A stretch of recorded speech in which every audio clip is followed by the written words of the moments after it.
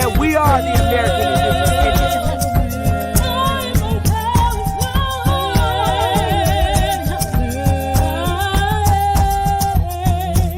Baby. Copper color Indians, baby.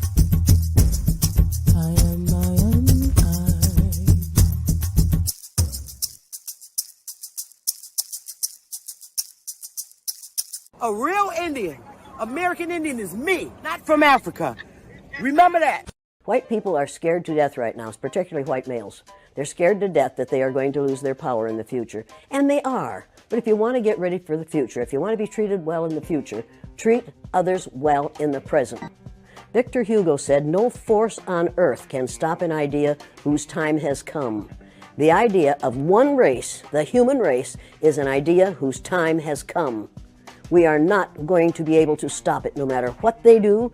They can elect Trump after Trump after Trump, and that will not stop the idea that there's only one race on the face of the earth. It's the human race, and we are all members of it. You and I are cousins. Now, if you don't like being my cousin, that's too bad for you. But we are all in the same family. We are members of the family of man. You say that all whites are racist. Can you expound on that? Any white person who was born, raised, and schooled in the United States of America, if you aren't a racist, you're a miracle. Either that or you decided to educate yourself. Because education in this country is about white is right, brown's all right, black's got to stand back. Yellow's mellow, but whites, we educate in a way that says that white males have done all the adventures, have made all the adventures, have done all the discovering, have made everything that is good and has been accomplished according to social studies, which is actually anti-social studies, by white males. It's a lie. But we do that in order to maintain the myth of white superiority. The myth of race has to be maintained at all costs in this country.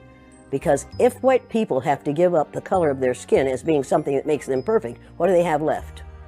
If we start teaching the truth about history... All right, you two cutie pies. Let's see. Wait. Okay, you just told me that you ladies are sisters. Yes. You're the baby over here on the left that was bullying your big sister in the pink. Yes, that's right. Anyway, what's your name? Willa and Ellen. Now, tell me what you know about people my color, brown-skinned, who were indigenous people. To where? To what land? To America. All right now. States. And you know that as a little girls, right? Yes. Oh, yes. All right. I just want to thank you both. Where did you say the Indians were from? Where you are? We have Abenaki up in Vermont. Okay, and we have the Penobscot in Maine and the Mashantucket. Yeah, okay. All right, ladies. Well, I want to thank you for that. It's just good to know. Because I was born in the 60s. They know. Yeah, we were taught that. You said everyone should know? Yes. All right, ladies. Yes. You girls, you're two good girls. I have got to get this. And you said you're a veteran? Yes. And what have you learned about the indigenous Indians of this land that's my color, copper color? It's world history and U.S. history. Uh-huh. So, and then African Americans here, but they recently moved here from places like Kenya, Ethiopia, Zambia, Zimbabwe, and Zaire. But now the brother whose family's lived in this country for generations, occupying space in all the locations, New York, Miami, L.A., Detroit, Chicago, even if he's wearing a dashiki and sporting an afro. And if you go to Africa in search of your race, you'll find out quick you're not an African American. You're just a black American in Africa taking up space. Why you keep trying to attach yourself to a continent where even if you got the chance to go and you went, most people that wouldn't even claim you as one of them, as a purebred daughter or son of them. Your heritage is right here now, no matter what you call yourself or what you say. And a lot of people died to make it that way. There are some...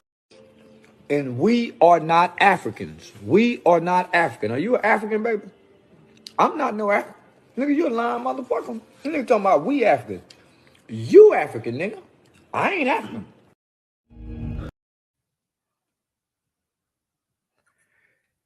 Hey everybody. How's everybody doing?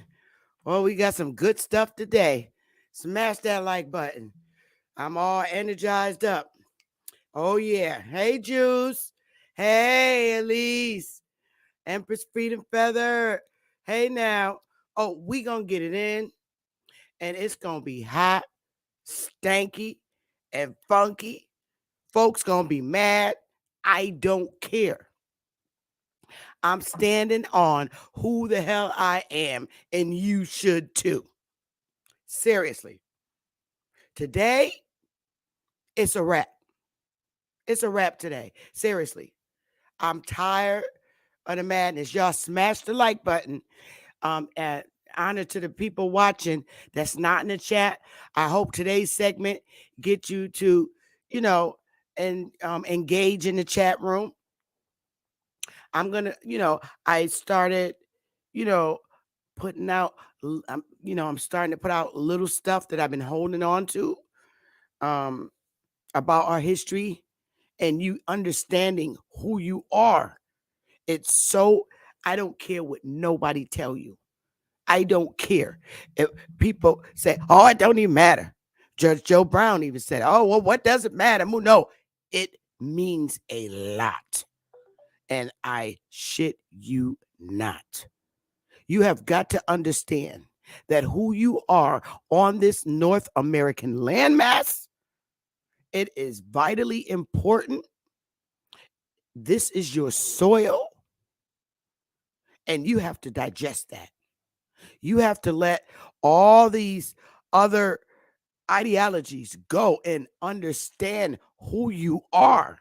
This is fact, okay? And I'm going to show you today. Every time I come live, I'm going to pull out a little bit.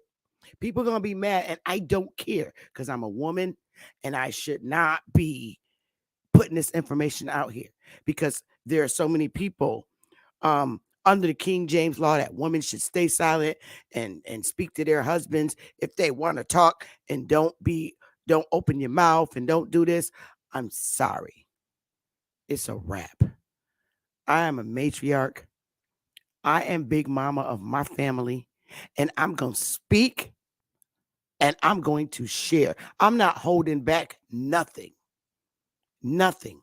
And not only am I just going to verbally tell you, I am going to show you primary source information. Primary. I only deal with the law because I can't walk in nobody's court with a book. I don't give a damn who wrote it. Do you understand?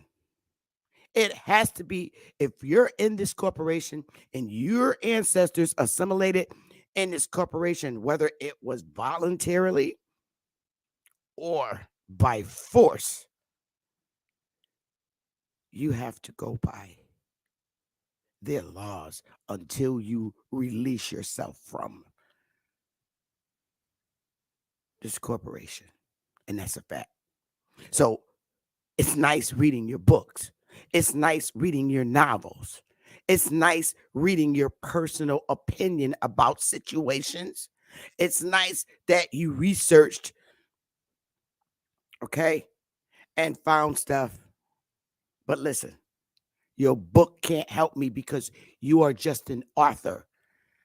A book is not a primary source, okay? Primary source is what this government allows and stamps, whether it's a local state government or federal government. Do you understand that? The media is controlled by the local states and the federal government. Media consists of the news, newspapers. And I don't deviate too much from the law. But after today, if you still running around with the dashiki, that's your problem. Be who you want. You are at peace. Be at peace with yourself. But Lex, you're going to back up. All you pan boo-boos, females and males, are going to back up off of me. Because every time you come at me, I'm going to choke you. Choke you by paper, by government official documents. I'm going to choke you. And you're going to learn to leave Sister Bethy alone. Like Willie called me. The silent warrior. The silent And I'm going to sting you every time. Okay? Every time. I don't care who you are. This is what I do. So your little DNA test and stuff, you can throw it in the garbage, dude. That shit don't mean nothing in the U.S. It don't mean nothing. It can't prove nothing. It can't validate nothing. I'm about to sting you so bad today. And guess what? There's a damn boat parked in D.C. in the water. Jump on it. It's on its way to Africa. You could go after this lesson. I promise you. Y'all, I really need my moderators. Don't time nobody out. Don't. It doesn't matter who it is today. Let them be angry. Let them say what the hell they want to say. Okay? Let them say what they want to say in the chat. It's cool. Because a bark dog hollers. And it's going to be some barking dogs up in here. Let them bark.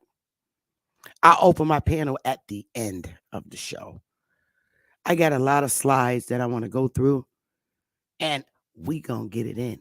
And you're going to feel good because you already know who you are. You are already happy to be the first people of this landmass. And every day, you're going to get more inspiration. And be proud who you are, despite the conditions that we went under and the hell that we go through and have gone through and continue to go through. Understand this is your land and how it was taken. All right? So we're going to get it in. Hey, Phyllis, Whitmill, Anthony Lowe, Empress Feed and Feather. Hey, Aliyah, Muhammad. Hey, sis, I asked about you the other day. You must have been busy. Y'all smash this like button because we're going to go through some stuff. I'm going to go through just a couple of slides that we already went through, but then after that, we just going to flow right into it. All right? And every time you get that little sensation, just do me a little favor, sisters and brothers. Throw up some, excuse my language, throw up some damn fire. Every time you know it's stinging. Hey, Adrian Shajir, we going to get it in today. I'm trying to wait for a few more people to get in here. Smash that like button and share, y'all. If once we get 50 people up in this piece, we going in. Now, I will ask this one question. Is there anybody who wants to join me on the panel as I go through this segment? And will you be able to keep your mouth shut while I do my segment and we talk after? Okay. If anybody wants to join me on the panel, can you just throw up a fist and you promise me that you'll be quiet until the end of the session? Because I really have some great stuff that we're really going to go through. And I really want everybody in the segment to hear it. Okay. So if you want to join me on a panel while I go through this, and if you can't be quiet, I'm going to have to kick you off the panel. I really am. I'm going to have to kick you off the panel, but don't be mad at me. It's because I really need the audience to focus in on what I'm showing them, and so that they don't miss out. And talking while I'm lecturing really would be a distraction. But I really don't mind having some company up here. So if you want to accompany me on the panel, please put up a fist and I'll put the link in the chat so you can come up while I give this lecture today. Because today's really going to be a great one. Not to say that all the other ones that I give ain't, dropping some jewels, but you got to we're in a war regarding our identity as a people. Hi, Sylvia. We're in a war and we have to fight these dogs, man. And you're going to hear some stuff in this information that I have that's going to really piss off some people. Seriously, especially people that's claiming to be us and are not. They're going to be real mad today. And I'm sorry. Okay. You want to join me, sis? All right. I'm going to put the link in the chat. And I only want one person. And Elise got the chat. She's going to hold it down. So here you go. I'll wait for you to come up, sis. And then we're going to get it in. We're going to get it in. We're going to get it in. And I'm not going to be distracted because I really worked hard putting all this stuff together. It takes a lot of work. That's why I'd be too burnt out from putting stuff together. And I'm off the plantation. So come on up, Sister Aaliyah. There's the link. And I'll wait for you to come up. We got 39 people up in here. We're going to get it in today. And folks going to be mad. There's the link. I'll wait for you to come on up.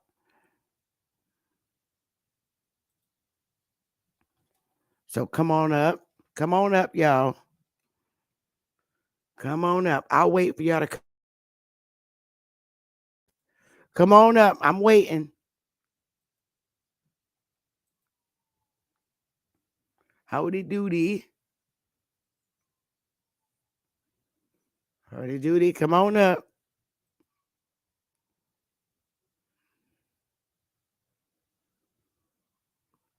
Come on up.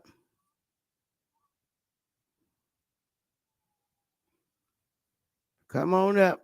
Come on up. Come on up. Smash the like button, y'all. Oh, thanks, Whitmail. You're so sweet. Thank you. Okay, so nobody, you're not coming up. So you put the fist up. I thought you were coming up. Hey, Wild Arrow. Hey. All right. Well, you know what? I'm getting in the slides, and I'm not going to. I'm not going to stop. I'm just going to keep going. I'm going to keep going. Thank you so much for the donations. I so appreciate them. They're so sweet of you. Let's see. Where are you? All right, you guys. Let's get it in. I'm not going to wait. Oh, there you go. How you doing? Hey. I didn't. You know what? I didn't have my headphones on, so I didn't hear you back there. All right. So I'm Yes, going to get thank you for asking about me. Yeah, I was. I did ask about you. I asked how you was doing. Yeah. Well, I asked about you too. I be listening. Believe me, anytime you come on, I listen because we got to stick together for real. That's right. We do. So I'm gonna do these slides, and then we could talk after, or maybe All right, I'll be sometimes quiet. during it. But no, I might stop and say, you know what? Just throw up the fire when y'all see the madness.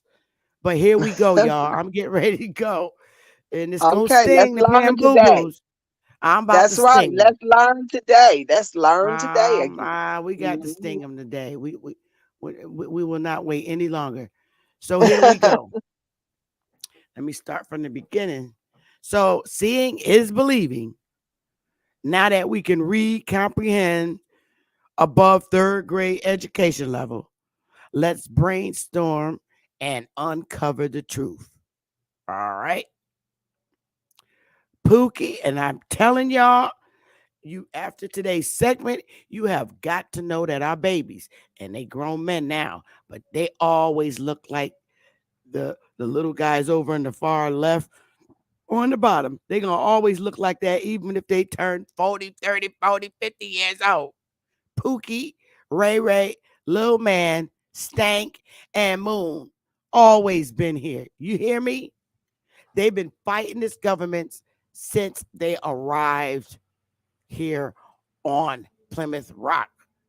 And that's a fact. Pookie, Ray-Ray, Lil Man, Stank, and Moon always been here. And they've been fighting this government since these foreigners, this government arrived here on Plymouth Rock. And you about to see why. Now, if you look up at the top picture and the far right with Pookie and Ray-Ray and all of them and Lil Stank when they became grown men, and down there at the bottom, that woman was right. When you see Pookie and Ray-Ray coming, they wild, they ain't playing with you, and they will fight you, and they still the same. You couldn't get Pookie and Ray-Ray to come to your church and stay there because they was about business and fighting for their land until their own people got together and got against them and pulled away. I don't know what crazy Pookie and Ray-Ray was doing when they was running their own governments on them Indian territory lands. Oh, you gonna find that out today. You gonna learn why why white folks look at Pookie and Ray-Ray the way they do when they walk up in on their damn business, because they all still look like they look from back in the day. And, just like our family passed down stories, so do white folks. White people pass down stories from their perspective about our people to their children. And Pookie, Ray-Ray, Stank, and Little Man, scary looking, and they crazy, and they from the hood. Yep, that's the story they get about our sons. Facts. That's the story for that. They're wild, they're crazy, they're murderers, they do this, they do that. Yep, Pookie and Ray-Ray. Damn right, because they the Indians, they were the chiefs, and y'all took over their land. And I'm about to show you. So hang on tight. Pookie and Ray-Ray is still my son. And you're going to leave my doodle butts alone. Now, the American Colonization Society, originally known as the Society for the Colonization of Free People of Color of America until 1837, was founded in 1816 by Robert Finley to encourage and support the migration, which means the exodus, movement, passage, relocation, or journey of free people of color. Now, why are these people free of color? Because they stopped fighting your ass, after, going to war with their own people with you, taking their damn lands to the continent of Africa. Now, Robert Finley was an American Presbyterian clergyman and educator who is known as one of the founders of the American Colonization Society, okay, which established the colony of Liberia in West Africa as a place for free people of color. Yep, you took their land and then you freed them. And then you said, all right, y'all niggas, we'll send y'all over to Liberia. They didn't come here. So, when was the colony of Liberia established? It was established on January 7th, 1822. All right? Oh, we going to get it in today, y'all. Smash that like button. And this is where it is on the map, of course. I'm going to quickly go through these ones. Now, this West Indian brother. And we're talking about how the U.S. crafted a plan to get the Indians off their land. Oh, John Brown Russworm in 1799. He was born and died in 1851. Our college-educated Jamaican brother, Bumbleclot. Yep. Now, immediately after being awarded a Bachelor of Arts from Bowdoin, Russworm accepted a teaching position at Primus Hall, a school for Black children in Boston. Then, in 1827, he joined a group of free Black men in New York to found Freedom's Journal, the first newspaper in the United States owned and operated by coloreds.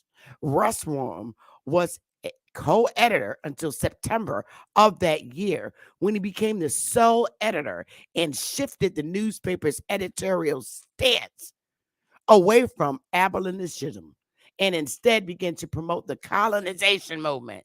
Now, how you gonna bring your ass over from the West Indies and do this shit? Who you think you are? This change and anti-slavery posture cost the newspaper readers in Freedom's Journal ceased publication in 1829. Russworm subsequently emigrated from New York to the American Colonization Society colony of Liberia, where he served as a colonial secretary from 1830 to 1834 and as editor of the Liberia Herald. He then joined the neighboring Maryland Society, which recognized the importance of Black leadership in their colony and made him governor in 1836, a post he held to his death. Yeah, good riddance. Now, colonization and emigration, identity and destiny, the free Black community in early republic. The free Black community, okay? There had been several proposals for the removal of Indians from America over the years, but the founding of the American Colonization Society in late 1816 brought the issue to increased national attention. The new movement, with the support of major political figures, struck all the right chords in white America. Removal of unwanted blacks to their own homeland. Ha! Kick them out of this one and move them to another place. Okay. And they talking about Pookie and Ray-Ray. They wanted Pookie and Ray-Ray up out of here. Well, along with the help of our own people. You're going to see that. The spread of Christianity to the dark pagan world and the development of a black economy free of the slave trade. Blacks saw through the sham quickly. The colonization under white control would remove free blacks and make slavery more secure, meaning making jobs more secure, like they do now. If you get all these niggas out of here, we'll have more jobs for us. They do that every time. And the rhetoric of colonization grew increasingly poisonous to blacks, describing them as degenerate and hopelessly degraded, denying any possibility of black and white coexistence in America. However, if slavery was to be the dominant social political force and racism the dominant popular ideology, what role was there for blacks? And would they want that role? Would they continue their struggle to be free and equal citizens of the United States, or forge a new identity in the larger black Atlantic world? Well, we got so many of them: Indian, Negro, colored, black, mulatto, Afro-American, now African-American. Get the hell out of here. That's not who we are. You need to get that out the Library of Congress. Oh, I ain't finished. Pookie and I'm about to come for y'all asses right now. The Civil War was from 1861 to April 9th, 1865. Let's go, y'all. Reconstruction, listen, y'all, was from December 8th, 1863 to March 31st, 1877.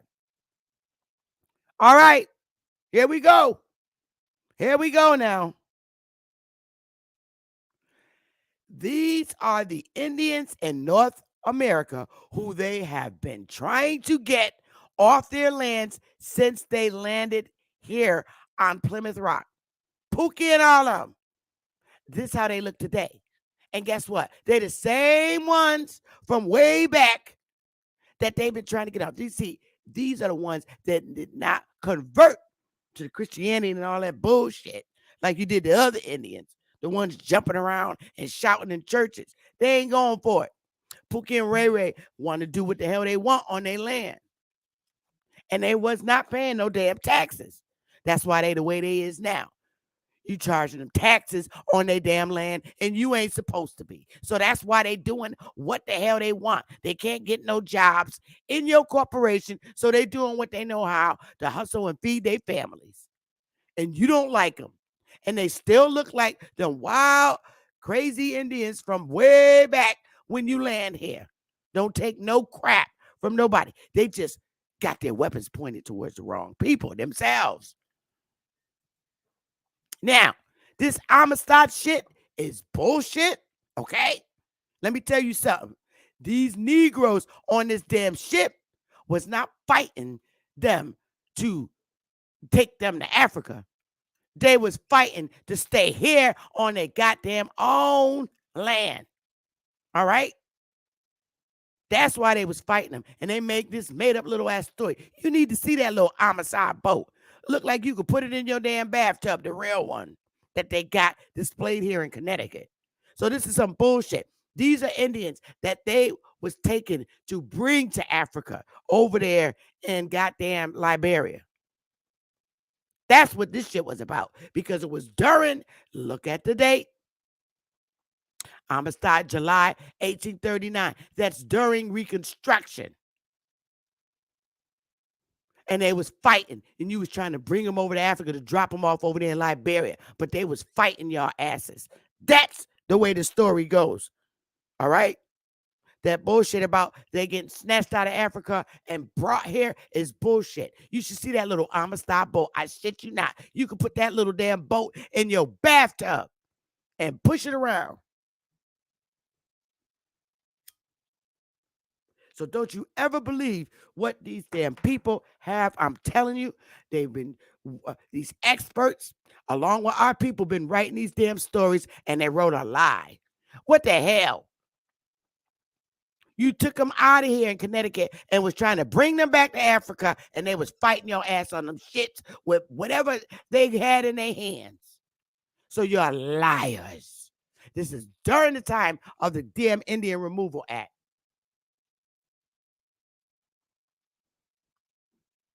This, now we about to get it in. All right, somebody done jumped up on my damn panel. Who the hell is this? Oh, shit. Aaliyah, you in the middle of my study, girl. I don't know if you fall off, love. I can't put you back on after that because I'm in the middle of really getting it in now.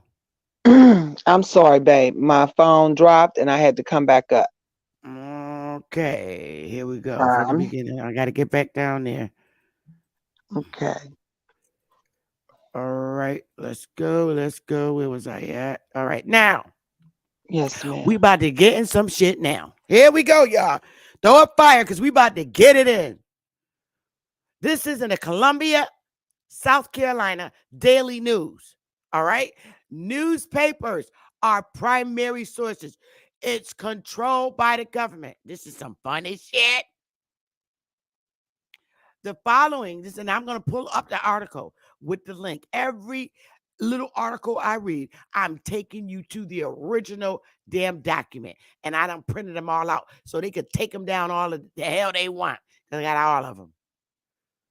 All right. This was on Tuesday, December 10th, 1867. Delegates to the convention. The following are the delegates elected to the Reconstruction Convention of the state so far as heard from. Of the 120 whose names are given, 54 are white and 63 are Negroes. Now let's go to that. Don't even play with me. I'm about to bring you to it. Oh, no. Where'd it go? Where we go? Let's get back to it. All right. Let me get, I got to copy the link because I'm going to take you there so you can see it. I'm not playing. And this is 1863, 67 or whatever. Yeah, 1867. I'm not playing with these folks here. Let me pull it up. It's going to take me time to do this, y'all. All right. All right, I got it up. Now I got to do a share screen. Let me get back to where y'all was. Okay, where are you?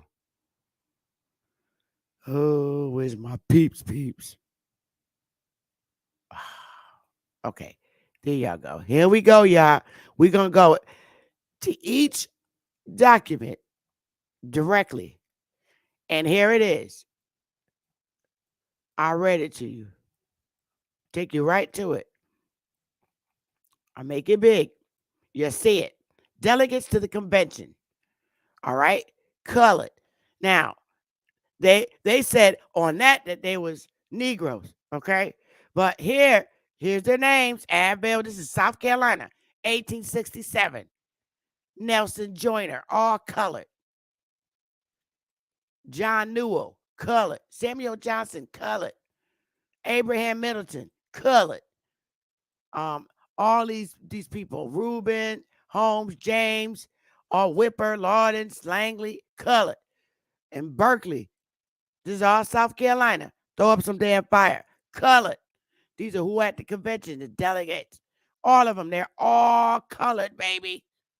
All right? You see this, sister?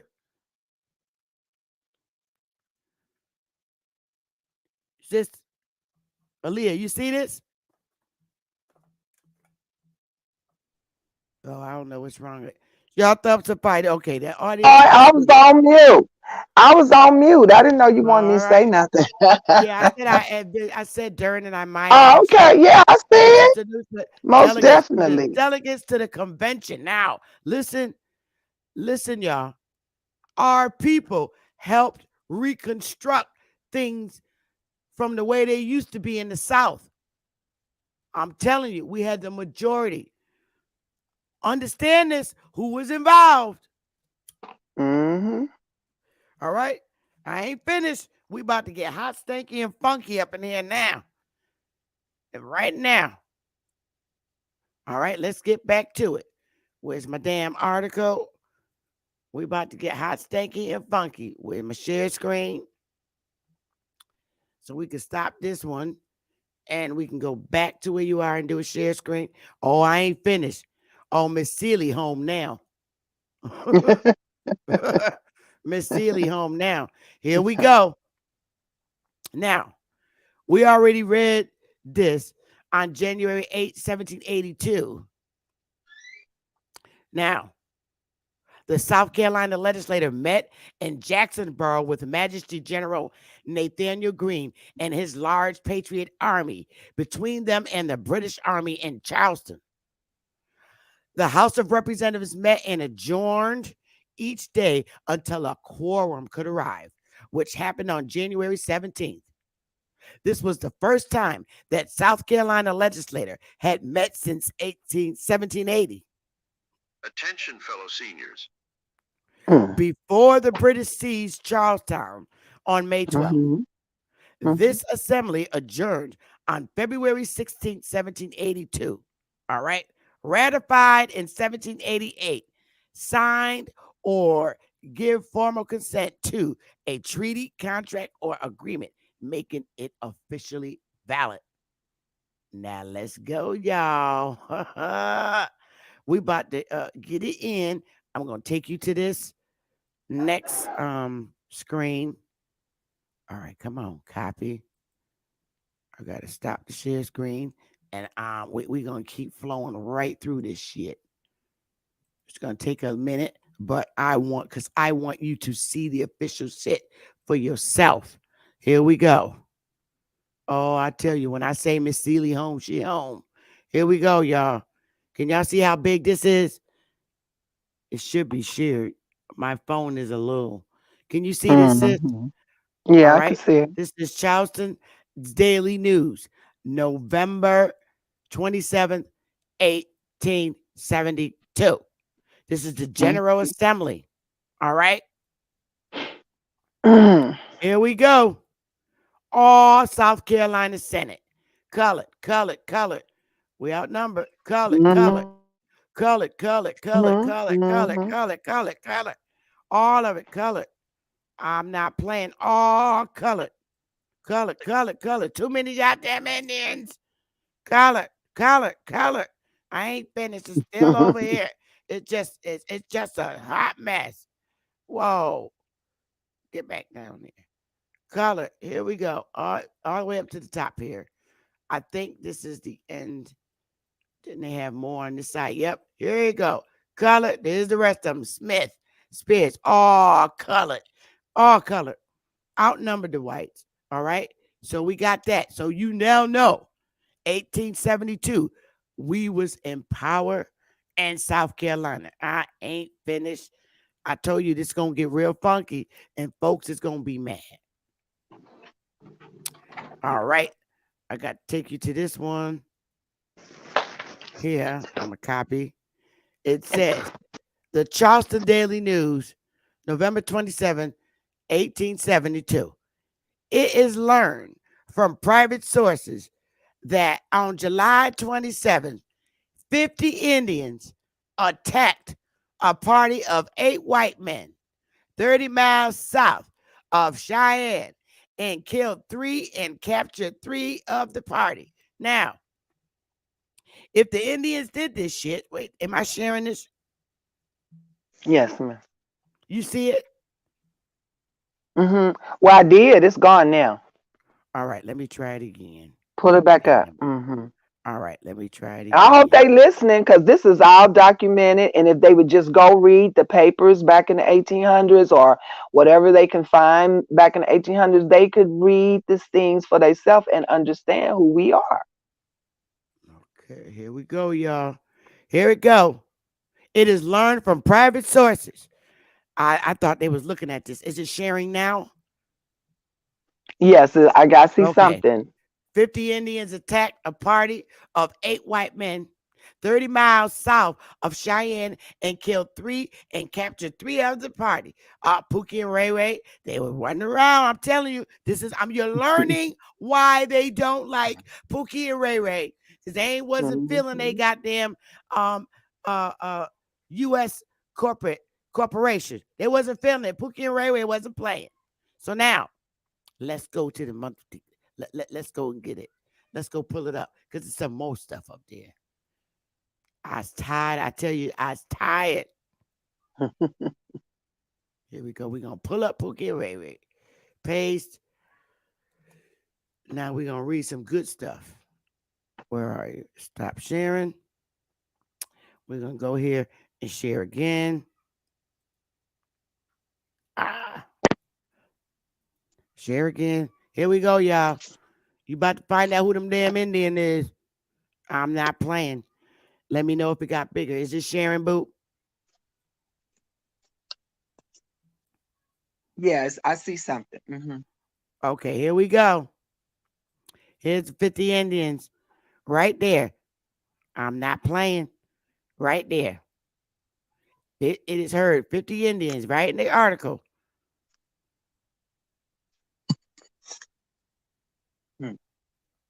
In the War of 1812 to 1850, Marblehead had 780 men in private armed and police armed vessels and in the army, with a population of not 5,000 at the time, more than 1/7. All right, I think that's the end of that particular one. Yep, that's all I wanted to show you on that. It gets worse, y'all. Pookie and Ray-Ray crazy. I'm telling you, Pookie and Ray-Ray is crazy. Here we go. Let's get back to our little thingy here. It's gonna get hot, stinky, and funky. So if you miss out, you miss out. Now, this shit is funny. This is supposed to be the United States Census, okay? This is hilarious. All right. I'm gonna copy this so I can pull it up and you can see it. This is funny. Because I'm gonna show you how these fools kept making these lies. And this is a shame. This is a real shame. Like you never seen before. Oh, come on. Where is you?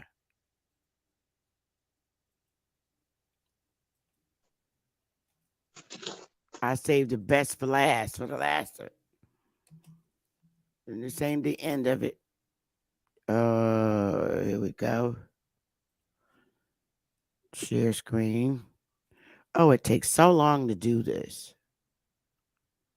Yeah, I hate it. It's just very tedious. All right, here we go. I thought I showed. Is it showing? No, that's Yes, not it. that's No, not the one you want. that's not what I wanted to show.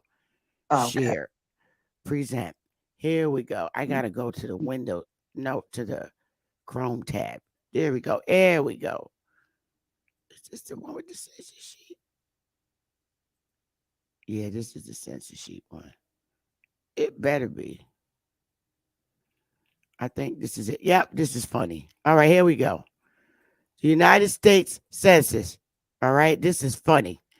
From advanced sheets of census, table number 2, it appears that the population of the various states and territories from which the returns have been officially and finally, listen, revised at the Right. census office are made up of the following classes.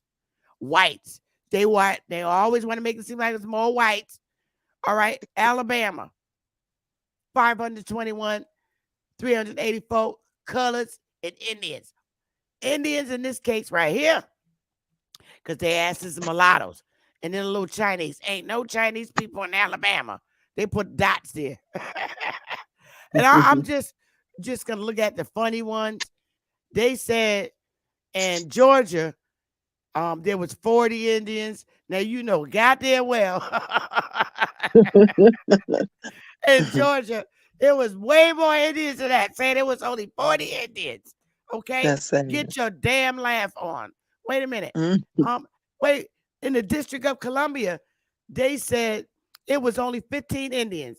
Girl, get your damn laugh on. I know. Right, 15 Indians, right? But 43,404 colors. This shit is hilarious. Arizona, it was it was only 31 Indians, okay, and 20 Chinese people. Wait a Wow. minute. In Georgia, they said they only had one Chinese person, okay, Mhm. but 545,000 Negroes and 40 Indians. You know what? I'm done. Wait a minute. Child, a funny one. Wait, in Maryland, there was only 4 Indians in Maryland. And Right. 2 Chinese people, right? And 175,000 Negroes. But it was Mhm. 605,497 white people. You know what? This Right. shit is fucking ridiculous. It's Wait, funny. where's that one that had only one damn Indian in the whole state? Here it is. West Virginia, honey. They said they only had one goddamn Indian. One Indian.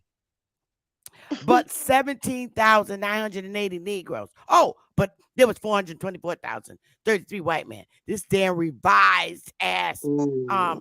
Wisconsin, it wasn't no Chinese people, or West Virginia, no Chinese people. In Vermont, no Chinese people. That I thought would be a laugh. Mm. I'm just showing the funny stuff until we get to the real good stuff, which is coming now. All right. So here we go. Back to the table. All right. Here we go. Now we about to get into the shit. All right, where's my little share screen? All right, and I got to get to the window. Now, right here in Waterbury, Connecticut, and I'm going to take you to the goddamn link.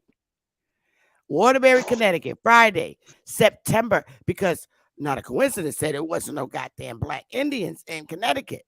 Waterbury, Connecticut, Friday, September 28th, 1894. Now, Muskegee, September 28th, Charles Smith, okay, a Cherokee Negro. Cherokee what? Yeah. Negro. Who was recently served 8 years in the penitentiary for killing a man several years ago, added 2 more to his death list. He out the lines to a delivery wagon in town. And because John Welch, another Negro, remonstrated with him, he grabbed a pistol from the belt of a bystander and shot Welch 3 times and mortally wounded him. Robert Marshall, a Negro Indian policeman, attempted to arrest Smith and he shot Marshall through the heart. Yo, let's go to the real article because I'm not giving you no fake shit because you're going to learn that the Cherokees was Negro. I'm not playing Absolutely. with y'all. I'm not playing with y'all. Y'all better know who the hell y'all is. Pookie and Ray-Ray, they've been fighting with the cops forever. They ain't changed. Where did it go? Where you go, Pookie and Ray-Ray? Oh, come on. Where's the goddamn? Why did it go? Oh, I see why. I didn't copy that part. Copy. I gotta go get it, y'all. Here we go. Paste. Here we go. Now do the share screen. All right. Present. Here we go, y'all. Y'all gonna learn who them Indians is. I ain't playing. Now, you see the article. Right here, I just read it to you. What about Pookie, a Cherokee Negro? This is the actual newspaper. I'm not shitting you. The Negro Indian. And the police officer was a Negro Indian. And he shot a Negro Indian policeman attempted to arrest Smith for doing what he did. And he shot Marshall through the heart. Pookie is crazy.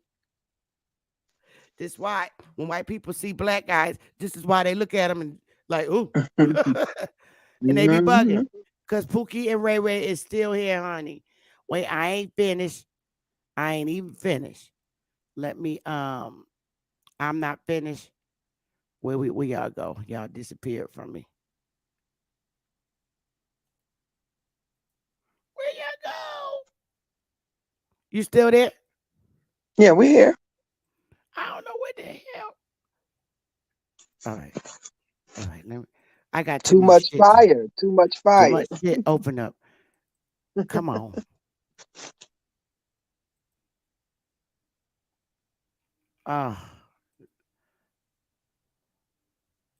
You still there? Oh, yes, ma'am. I'm still here. I don't know. Oh, I know why it went down here. Jeez. There you go. All right. So now. Damn. It is too much fire. I push it all the way. I know. I'm trying to find y'all. Y'all. I don't know why it took me out here like this. All right. Maybe because it was that what did it. Okay. There. But damn, where's my other window? Where?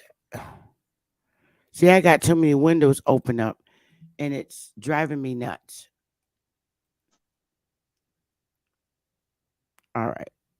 Y'all must be here somewhere. God, Lord. All right. I don't know why I can't find y'all. I don't know why I can't see you. I can hear you, but I don't see you. You can't see us? Okay. Yeah, I can't. You know why my thing went? Oh, there you go. Ah, it went to the damn bottom. All right, y'all. Here we go. Share window.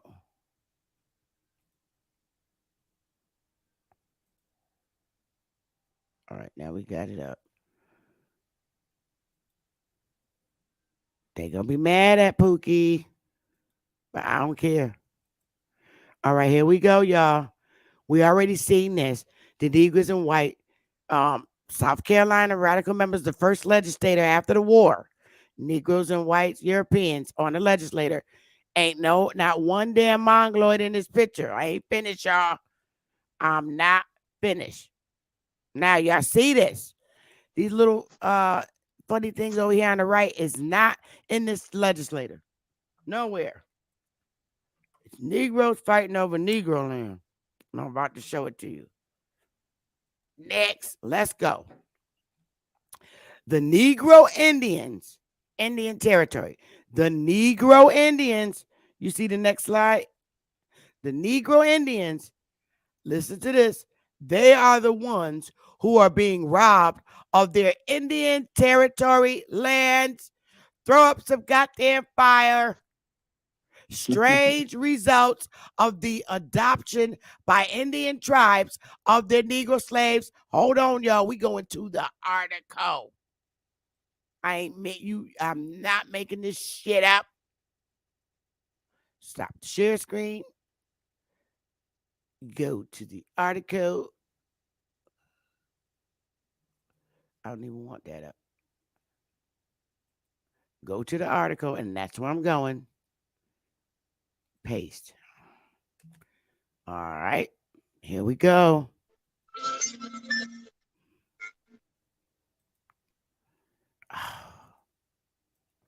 Share screen. Yes. Hello. All right. You might have to mute your mic, sis. All right. Here we go, y'all. Here we go. Here's the article. Right here. You see it. The Negro Indians are the ones who are being robbed of their Indian territory lands. Y'all see this in the newspaper. I'm not playing. The Negro Indians. They are the ones who are being robbed of their Indian territory lands. Strange results of the adoption by Indian tribes of their Negro slaves. I'm not finished. Let's read the funny part. Now, this shit is funny, and y'all can laugh all y'all want. Muskogee IT, September 26th. In the first place, it is Negroes who are being robbed, not Indians. A lot is heard in the outside world about the Creek Indians, and a long-time habit of thought is pretty certain to picture the high cheekbones, the swarthy complexion, the straight aquiline nose, all incidents of a stolid dignity wrapped in a bright colored blanket. Now, here we go, y'all. With them talking about Big Mama now, we got to kick their ass. You're talking about Pookie Mama now. Watch. Wipe out that picture. Look what it said. Wipe that picture out with what I just read. Substitute a lot of plantation darkies in check shirts and overalls. Fill in the swarming pickaninnies, the big fat mammy, and Jingham and Sunbonnet. The dogs. Wait a minute. You calling my mama a big fat ham? Wait a minute. You calling Big Mama a big plantation full of darkies, and you calling a big fat mammy and Jingham and Sunbonnet. The dogs, a good many saddle ponies, and a lot of farm wagons. And get used to the idea that these are the Indians of the Creek tribe.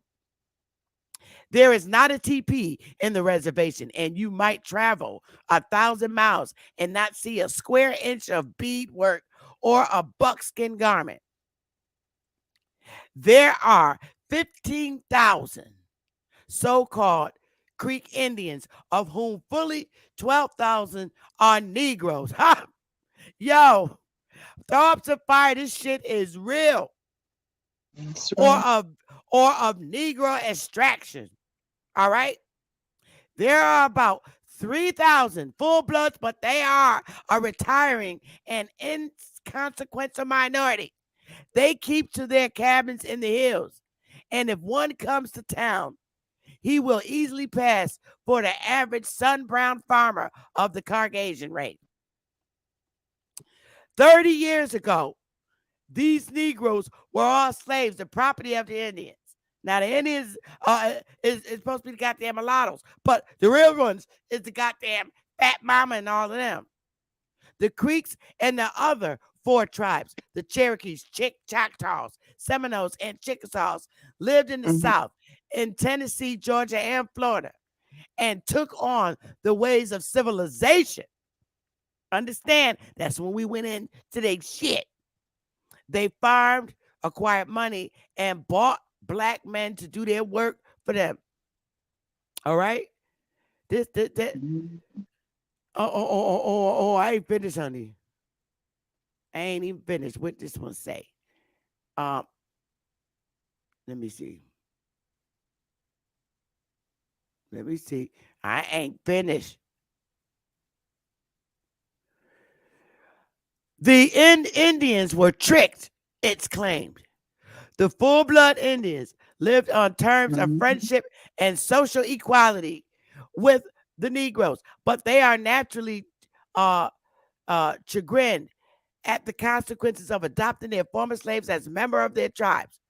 They cherish a tradition to the effect that it was a mistake about the equal rights which colored people were to enjoy.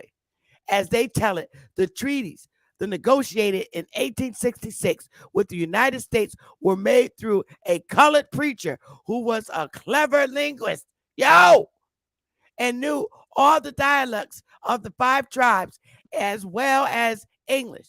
The preacher, they say, gave the Indians to understand that the treaty was to provide that the colored people, oh my goodness, y'all, be treated kindly and as friends. Now, wait a minute. We get funky, y'all. Let me stop this, and we gonna go keep going, because I'm about to show y'all some shit. They already told you, the Negro Indians, they are the ones who are being robbed in their Indian territory lands. That's clear. Now, here we go. Listen, y'all, and I'm going to take you to this one. No home or county. Queer predicament of Seminole Negro Indians at present on a Texas reservation. Yo, listen.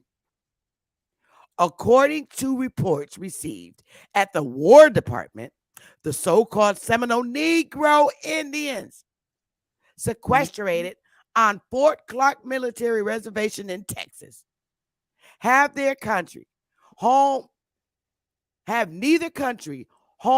nor citizenship. The peculiar situation of these mongrel people, okay? All right? Now, they Negro Indians, mongrel people, okay?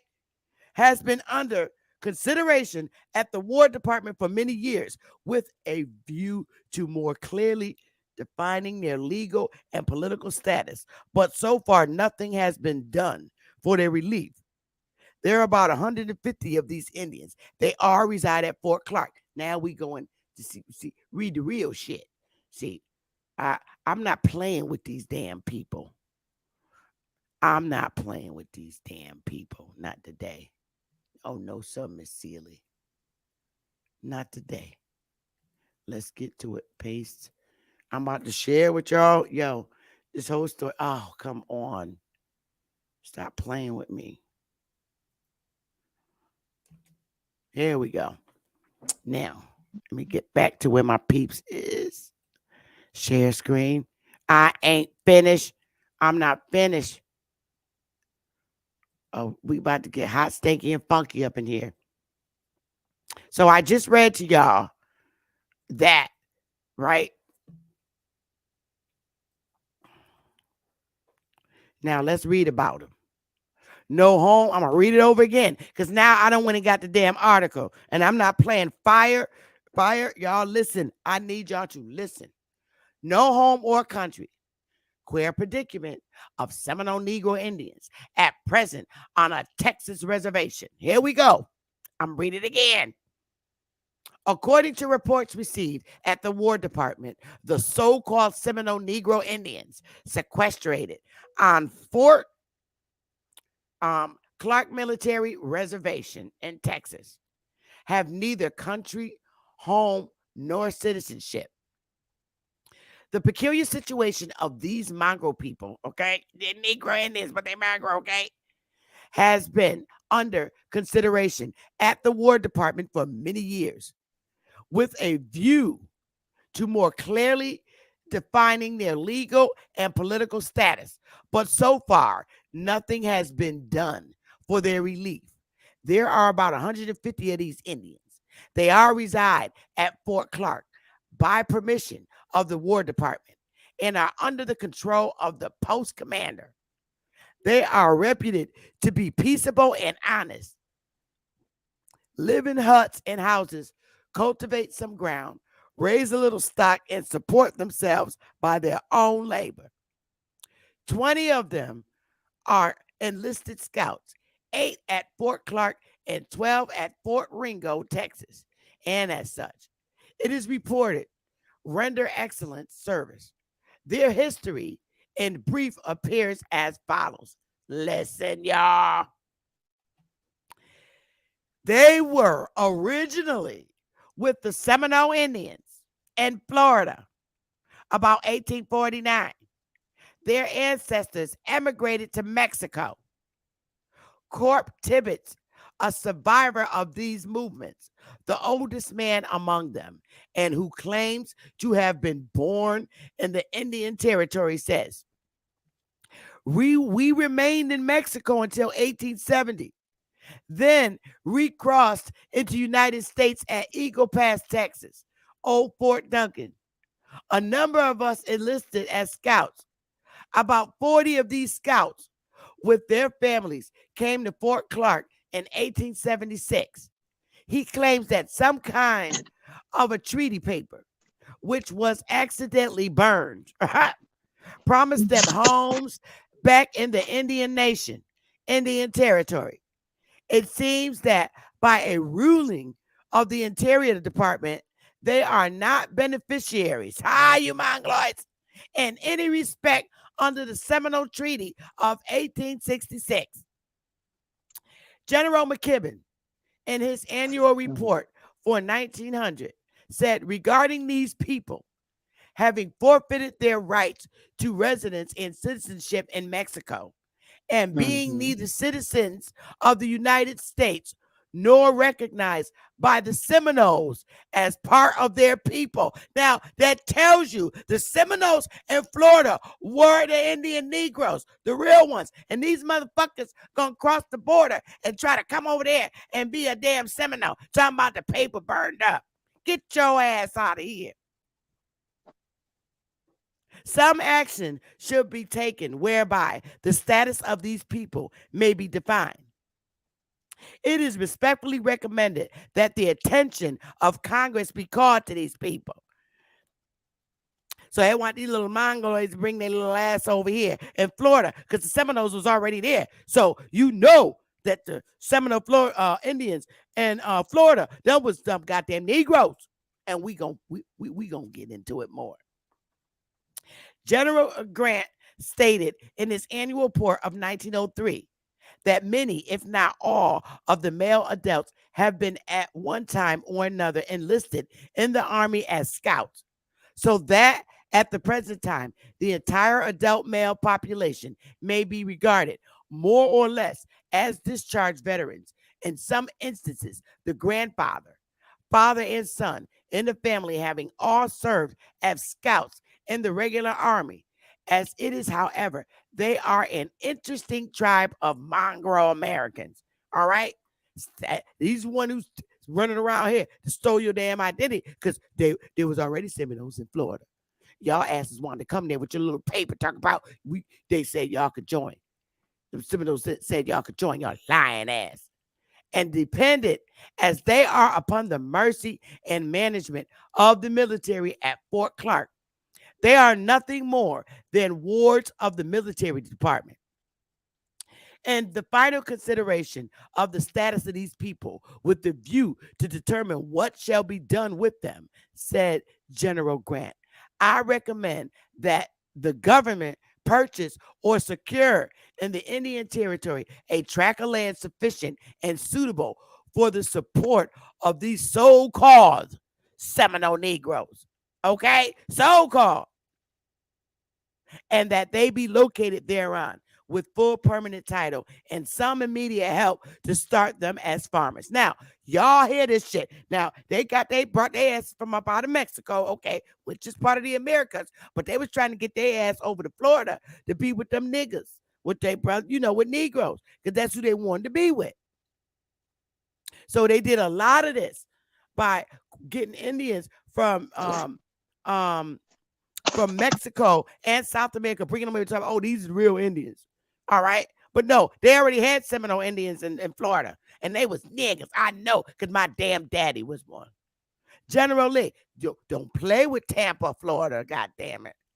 General Lee, the present commander of the Department of Texas, has just made a special report to the War Department regarding these Indians, in which he endorses the recommendations of General McKibben and Grant that suitable provision be made for them. General Lee speaks of the Indians as deserving people and says that they have rendered most faithfully and efficient service as scouts and merit generous treatment.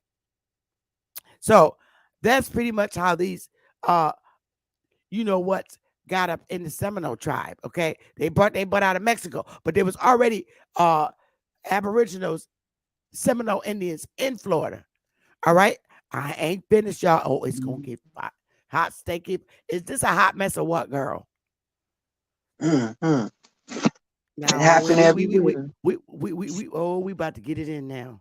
We about to tell you how Pookie, Mm-hmm. we about to, Pookie and Ray-Ray.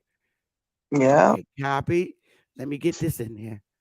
I got to Copy. get Pookie and Ray-Ray up in here. I ain't finished. Pookie and Ray-Ray paste. Yeah. All right, here we go. Now let me get back to you. I have to talk myself through this. Present, share screen. Here we go. All right, Pookie Ray-Ray, here we go. The Guthrie Daily Reader, September 1894. This is in Oklahoma. The Guthrie Daily. So let's make it big. Here we go. We talk about Chief Blue with his crazy butt. Chief Blue on a rampage. Y'all see this, right? Terrorizing the squaw men of the Chickasaw Nation. Negro Indians in open rebellion. Yup. What I say? Negro Indians in open rebellion. They are on a meandering tour and carrying things with a high-handed proceeding. The postmaster at Stonewall outrageously treated. They then rid off howling and screeching. So that's basically like a drive-by. You know how Pookie and Ray-Ray do it? We gonna get your ass, you took our lead. Just picture what's going on today back then. Scan the shit out the postmaster and stop riding around because Pookie and Ray know they took their lead. Or Wichita, Kansas, September 20th. A special way of Sakawa, Wiwika, and Tecumseh from Stonewall and the Chickasaw Nation brings information to the effect that Chief Blue, the leader of the Chickasaw Negro Indians, okay, the leader of the Chickasaw Negro Indians is in open rebellion. The insurrectionists have gone out on a meandering tour and are terrorizing the Indian citizens and especially the squaw men. Last Sunday, the band headed by Chief Blue swept down on the farm of George H. Trucks, postmaster at Stonewall. The Negroes came down on the farm at midday. Trucks, a white man, and his squaw were led from the house and bound with ropes and held prisoners. Chief Blue and his band then proceeded to destroy everything in the house they could eat and drink, and after satisfying themselves, rode off howling and screeching. This what niggas do. Pookie and Ray-Ray. It is said that the Chickasaw government is thinking of taking steps to put them out as intruders. This could be done under either the Chickasaw or United States laws, as the Negroes have no legal right to lands in the Chickasaw Nation. Chief Blue, while an old man, is very strong physically and a natural leader of surprising tact. He was chosen chief of the Negro Indians shortly after the war, and he exercises an absolute tyranny over his followers. So, yo, I'm not finished, y'all. I'm not finished. You learning who we are. You gonna learn. Oh, they gonna learn today. They gonna learn today who the niggas is. Let's see. Let's get back. Oh, is this the report of the night carrier stated in the airport? All right, this oh, this is funny one too. Let's get this one. Let me get the link. I'm just getting all links. Instead of just going to the slide, I'm just getting the links. It's easier that way. All right. Let me get the thing up. Put it here. Paste. Go to the page. Here we go. And then go back to you and do the share screen. We not finished. This is in Wilmington, Delaware, y'all. Here we go.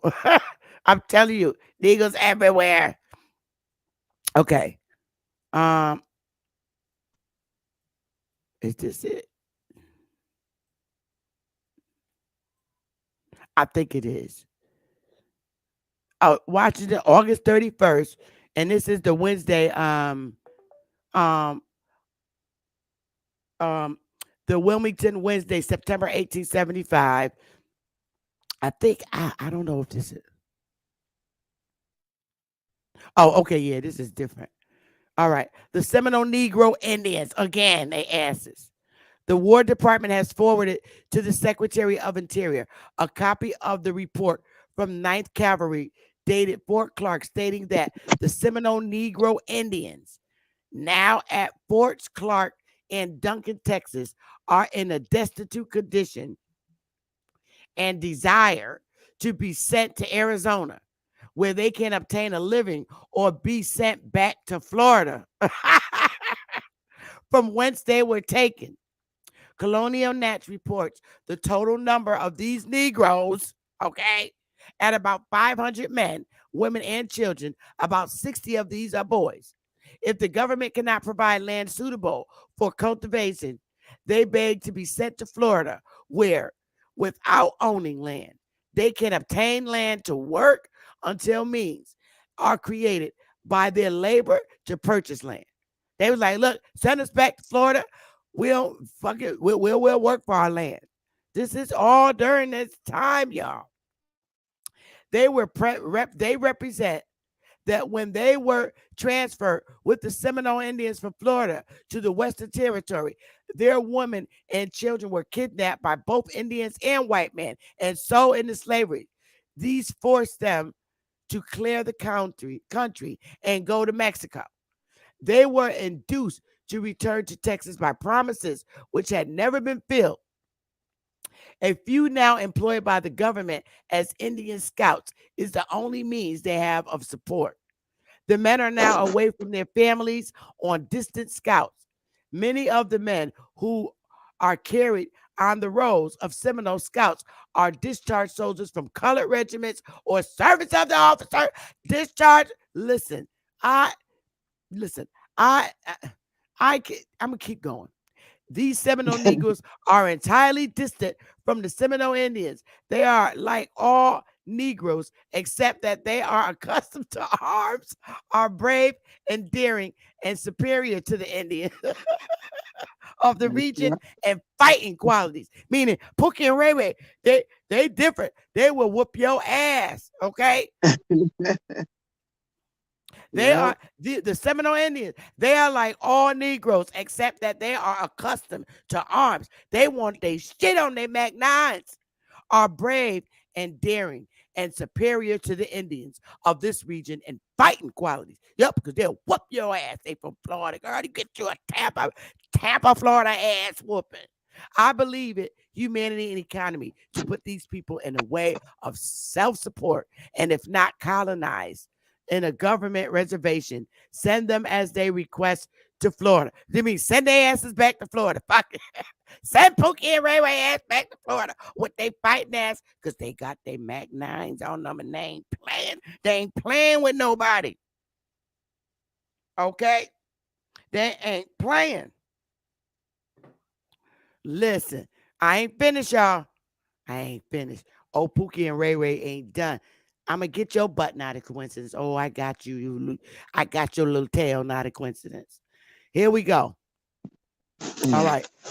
Let me see. Bought this game, Texas idiot. Okay. Oh yeah, we're gonna do this one too. We got it's so many. I'm just having a ball. You know. Here we go. I'm gonna put this one up there. I'm not playing with these folks. They tell you right away. They took the Indians' land. I just told them what they did was. Girl, here we go. Where y'all at? Ow! Wait a minute. Where y'all go? Here we go again with this crap. Oh, there y'all go. Share screen. Is this one in Wilmington? Or is this another one? Is this the one? Wait a minute. All right. Well, oh yeah, this is in did I just read this one in Wilmington? Mhm. I think I just did. Wait a minute. I think I got the wrong one. Let me see. Hang on, y'all. My bad. Paste. I think this is different. All right. Let me know if another one come up.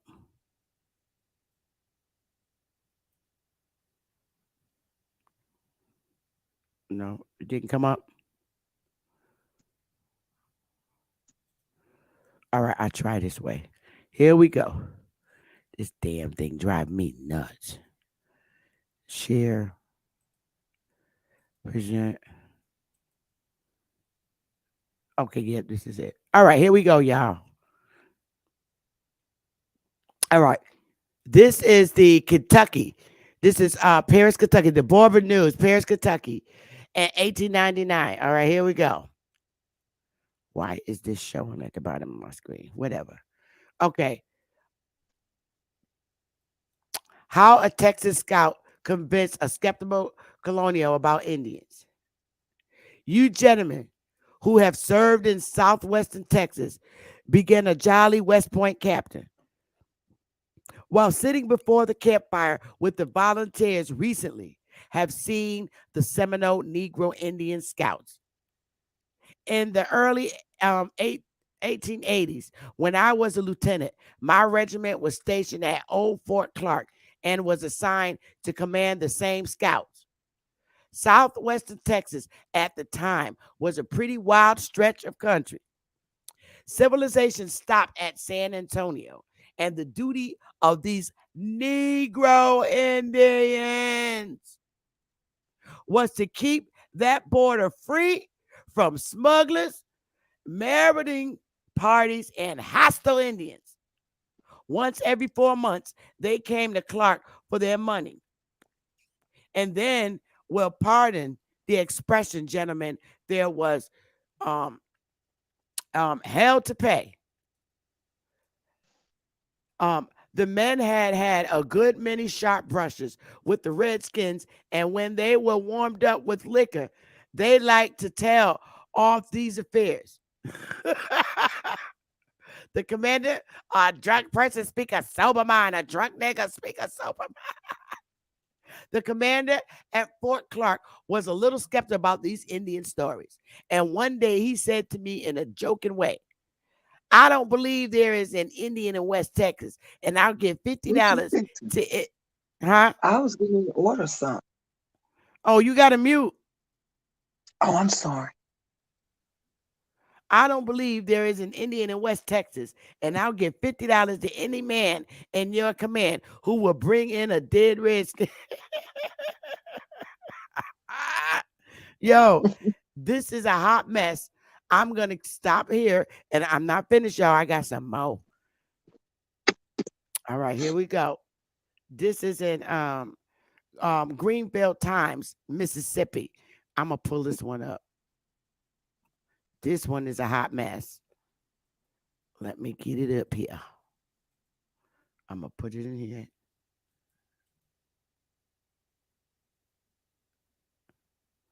Wait a minute. Well, I don't see this one. I want to go to this one. Yeah, here we go. This one is better. Paste. All right, let's pull it up. All righty then. Here we go. Where in the hell is my peeps? All right, here's the next one. This is the one. All right. Oh no, I just read this one. Yeah, I just read this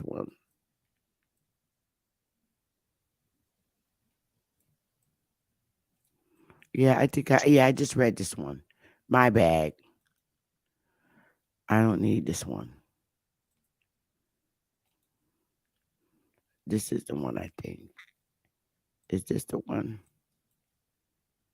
Yeah, I think. Oh, yep. Oh, this is the good one, y'all. Here we go. Let me do this one. This is the good one. I always save the best for last. Here we go, y'all. So I'm going to start up here. Indian Territory. All right. This right here. Oh God. I don't know if I can read that part, but I could damn sure take it over here and start up here. Um all right, we could do it. We could start right here. The citizens of the 5 tribes watch with a jealous eye each movement of the United States or its agents. A serious difficulty was met in the answer to, "Are you an Indian?" Under the laws of the 5 tribes, a person, white in color and features, is frequently an Indian by remote degree of blood or by adoption. Listen here, y'all. There are women, listen, there are many whites claiming to be Indians whose claims have not as yet been acted upon by the nations. Listen now, and I won't fire. Negroes are frequently met who speak nothing but Indian languages and are Indians by tribal law and custom. And there are others who call themselves Indians who have not yet been so acknowledged by the tribes. These difficulties surrounding the taking of this census were augmented by the fact that in enrolling the Indians, it frequently occurred that it was necessary to equip 2 and sometimes 3 interpreters to accompany the enumerators to converse with Indians in the same locality. Yo, smash that motherfucking like button. Did you hear what they said? Did you hear what they said, sis? I'm going to read it again because I don't think you heard me. I don't think you heard me. I don't think you heard me. The citizens of the 5 tribes watch with a jealous eye. That's the white folks because they was the goddamn citizens. Each movement of the United States or its agents. A serious difficulty was met in the answer to, "Are you an Indian?" Under the laws of the 5 tribes, a person white in color and features is frequently an Indian by remote degree of blood of by adoption. There are many whites claiming to be Indians whose claims have not yet been acted upon by the nation. Now you see it. Negroes are frequently met who speak nothing but Indian languages and are Indians by tribal law and custom. And there are others who call themselves Indians who have not yet been so acknowledged by the tribes.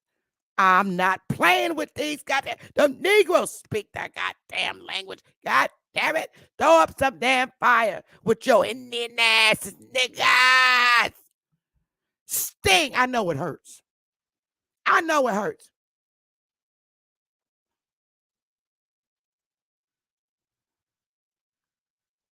Negroes are frequently met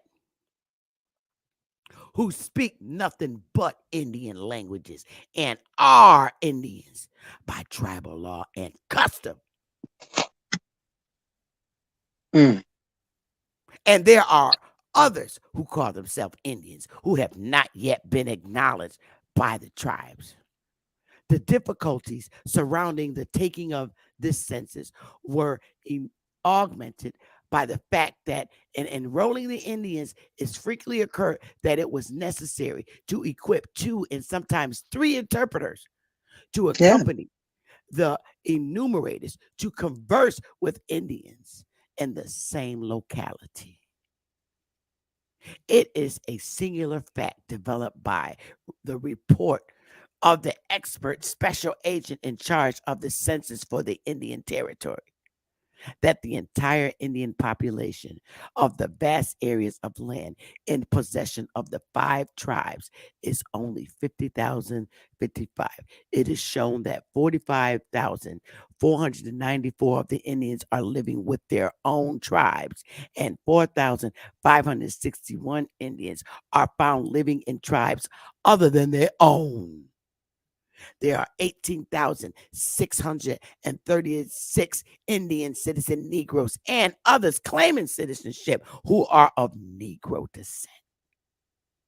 Even in this so-called Indian territory, the Aborigines are overshadowed and outnumber more than 2 to 1 by a population of 109,393 whites, including the number of who are claimants of Indian citizenship.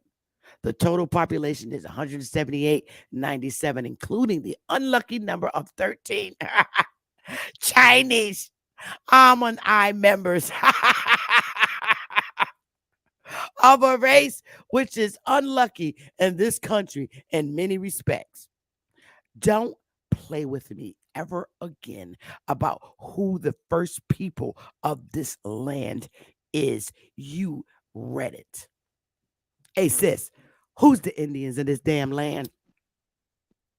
We are. Was it clear who Pookie spoke and the Indian Ray-Ray. language? And the Negroes, okay? Don't Yeah. even play. Girl, I ain't got Don't play time. with it. I know that's right. We don't. Okay. Let me see. What they say about his ass? Let me see. One of the handsomest women in the world is the beautiful Miss Ross, a Cherokee half-breed, the daughter of John Ross, a Scotchman, formerly of Tennessee, and his wife Elizabeth, a full-blood Cherokee squaw. You know she was a nigga. Mm-hmm. Joe B. Absolutely. Mays, who was principal chief of the Cherokees when the census was taken, was a brigade paymaster and quartermaster in the Confederate Army during the entire Civil War. His father was a white man and his mother a Cherokee half-breed. So there was not much Indian blood in the head chief. Yo, throw up some goddamn fire. You needed more of that wookie wee from that wee Negro. The boing, boing, boing, the boing, boing, the boing. Oh, man. I told you, bruh Sanchez. I told you, bruh Sanchez, that you had wee power.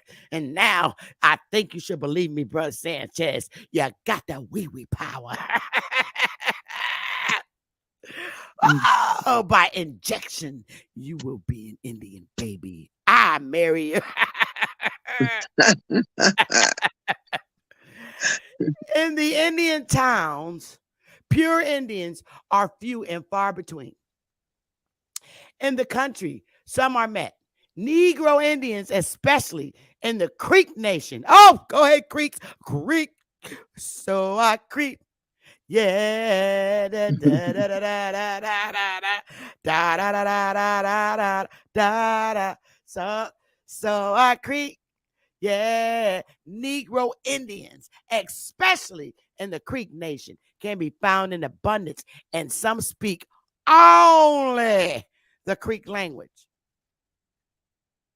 The Indians are largely 1/2 and 1/4 bloods and resemble white men more than Indians. We know that. Identity theft is a mother, you know what? One constantly hears the remark from travelers in Indian territory. Why? Where are the Indians? Because they've seen all the white folks. They see all the white folks say, well, wait a minute, where's all the damn Indians? Oh, my goodness. No distilled spirits are supposed to be sold to the 5 tribes. Yep, because they, said no liquors to the Indians after 6 o'clock because niggas, it's crazy. Pookie and Ray-Ray, it's crazy as hell. In 1890, on June 1st, the distilled spirits used in arts manufacturers and for medicine for the 5 tribes, also shown by returns from retail apothecaries ordinary gallons of whiskey, 20 ordinary gallons of brandy, 16 ordinary gallons of gin. Look, a nigga, you know our niggas be at the package store 8 o'clock in the damn morning before it open. Niggas still do the same thing in the hood. They be at the damn package store waiting for their ass to open up the goddamn Indian. Mhm. Let's see let's see what else we got. Oh, this is a good one too. We got one more after this, and then we just pretty much done. Yes. Let's see. We're gonna read about this one. This is in Venezuela. Some of y'all probably seen this, but you know who we are, honey. It's a wrap. It's all over. It's over. And I'm sorry this hurts. I apologize. I apologize. Remember that song? Oh, let's go, y'all. All right, here we go. Could y'all see this? Dwarf Indian tribe. The little short ass. Dwarf Indian tribe in Venezuela wilds. You see, young men with bows and arrows. These are niggas. Yeah. Venezuela. I'm done. Fire. Yo. I'm done. I'm done. They little dwarfs, little short people. Don't laugh at them. Leave them alone. But there it is, baby. Indians. Dwarf Indian tribe in Venezuela wilds. Oh, they get drunk once a month. The little people getting drunk once a month. Their little selves. But that's done, baby. I look, must I say anything more? Young men with bows and arrows. Here they go. There's niggas. Look at that. Them ain't no Mongols. Them niggas. So I say this. So our people, it's a wrap. You ain't got to be listening. Oh, one more last one, and then I'm done. Let's do this one. This one is I thought was very important. And I think it should be shown. Here we go. Paste. Here we go. And share screen.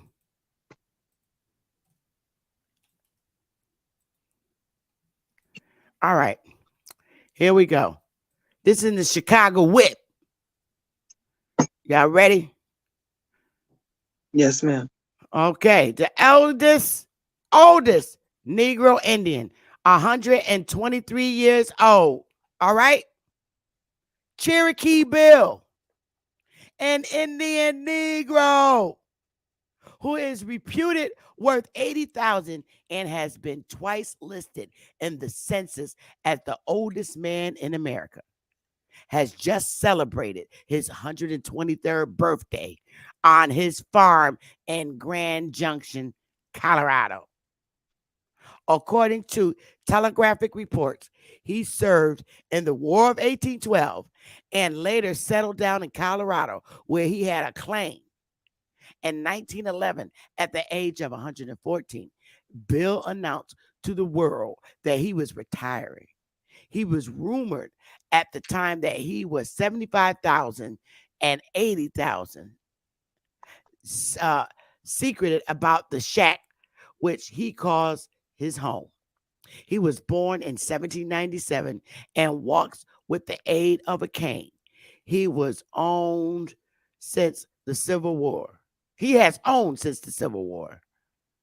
The only name by which he ever been known in Grand Junction is Cherokee Bill. So y'all get your asses out of here. Oh, that's right.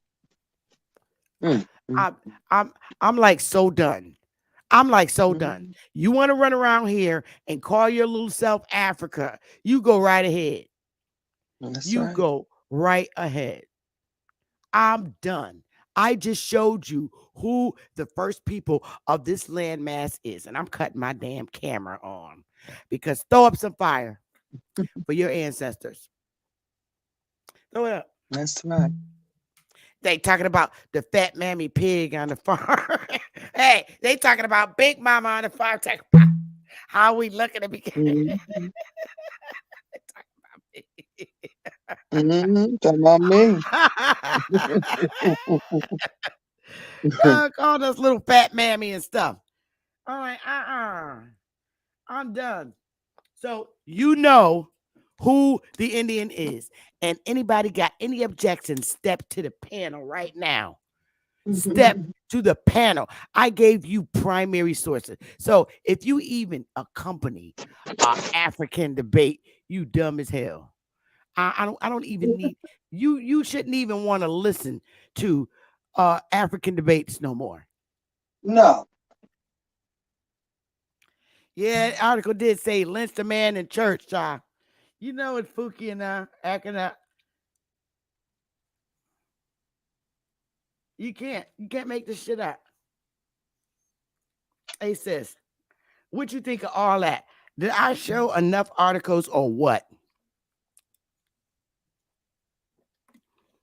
Did I show enough proof? Give me some fire if I showed enough proof. Do I need to go any further?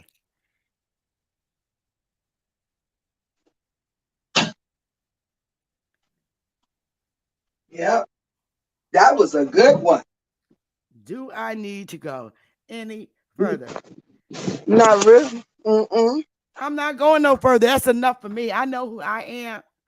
Y'all want to keep running around here with these little daishiki dudes and y'all chicks running around here. I ain't no religion. I ain't nobody's damn religion. I'm who I am on my land.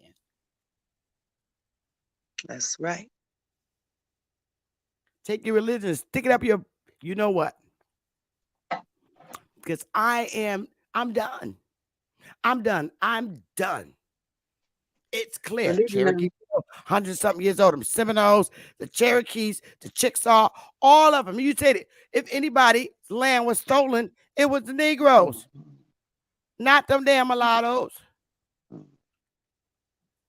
Because they are the Indians and we spoke the language. Mm-hmm.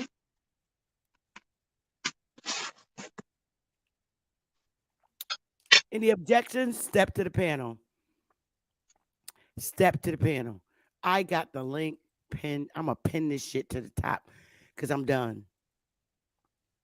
I'm done.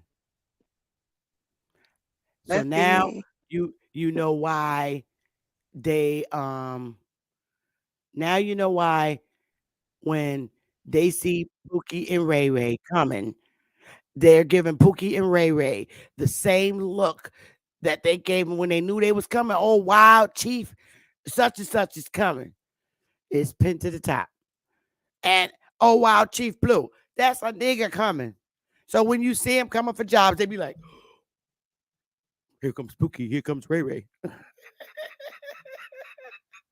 They're really scared. That white lady said it. Like white folks are scared of black people. They are. They still are. That's the same look they give them when they walk in a place looking for a job. They be like, oh, is that Chief Wild Chief back here again? Because just like their family passed down, our family passed down stories, so do foreigners. They look at us as a fearless people, not scared of nothing. We crazy, we wild, because our land was taken. So how do you really expect Pookie and Ray-Ray to act? They don't want to be in your system. They don't want to be like you. They don't want to convert to being like you. And you damn sure ain't giving them a real job in your corporation. So fuck it. They do what they do on the street. They get their hustle on. Leave my damn sons alone. I don't give a damn. You want this fentanyl shit to stop crossing over here? Do the borders. Get to the borders. Put Pookie and Ray-Ray at the borders. What you scared of? They're gonna connect with their Mexican brothers.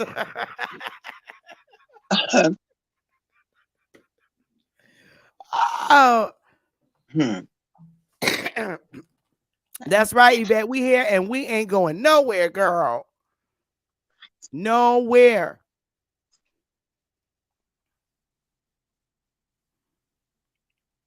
That's natural. Pookie and Ray-Ray still smoke weed. But what you think, sister? What's up? Well, I mean, I enjoyed your presentation and how I think all of these young people, especially because that's who you're dealing with. Yeah. They've been so indoctrinated by college and in high school to believe that we were some African slaves. You know what I'm saying? Yeah. So, but they need to do their due diligence and do the research. You know, I have shared too on your channel. Go do some research in the Indian Bureau of the Bureau of Indian Affairs. Go pull up that website and go searching and diving in some of them drawers, and you will see the truth. Yeah. No choice but to see the truth. You got to All that understand. information, the government got it. Like you said, all that information, the government has it.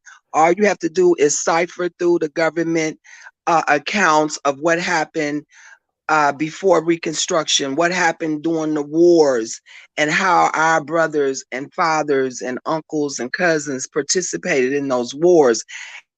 And they weren't considered any slaves either. Facts. So y'all have to understand, if you've gone to college, you have to take research. That's a required course. Okay. You can go and research this information. Use your research skills now. Don't let the professor indoctrinate your mind. Understand who you are. You are not African. You are not from Africa. I read that for you. It's telling you literally who you are. And you seen the ad, it said all white people are trying to claim to be Indians and shit. All that's in the newspaper. And then people walking around saying, where the Indians at? And white people call themselves Indian. And they like, where the Indians? They just looking bad bypass the white people. Like, what? You ain't no damn Indian. Where the Indians? We are. This is our land. I know. It was taken from us. It's by their laws. You're right. By the pen and the pencil, them sitting around in their offices and coming up with laws and ordinances to just simultaneously and systematically taking our land from us. That's what happened. Yeah. And you know, they went, you know, people went to our tribal headquarters, Indians, and they're like, white people are running our corporations. We had our tribal headquarters, and people in the community are like, where are the Indians? Because they're looking for Indian government that look like us. And they get in there and they see white people, and you see the chief of the goddamn tribe. He ain't got too much. And it tell you newspaper, he ain't got too much of the Indian blood, but yet his ass is governing the damn thing. It was a takeover so that you can't get back in your original government that you had. But listen, and they were listen put there. They was put there so to make sure you don't get back there and you stay in the corporation. But see, the dumb, because they think we're so fucking dumb, they don't realize you can restart your own. You don't got to be in there, and they'll just look funny. A funny tribe full of a bunch of white people who stole the identity of some other people. You can start your own Negro, the real Indians, the real full bloods, because we're still here. We ain't go no damn where. Nowhere. We're still here. I ain't never went nowhere. I ain't going nowhere. And you know, these Malcolm X lovers amongst us, you know, which is basically anybody that was born during the 80s, you know, raised up in the 80s and the 90s. They really about the 60s now. Come on now. No, but I'm just saying, when after he been gone, right? But they don't listen to what he's saying for real, because he said, and they quote all the other stuff he said, but they don't seem to comprehend this statement that he made, and that was, we did not land on Plymouth Rock.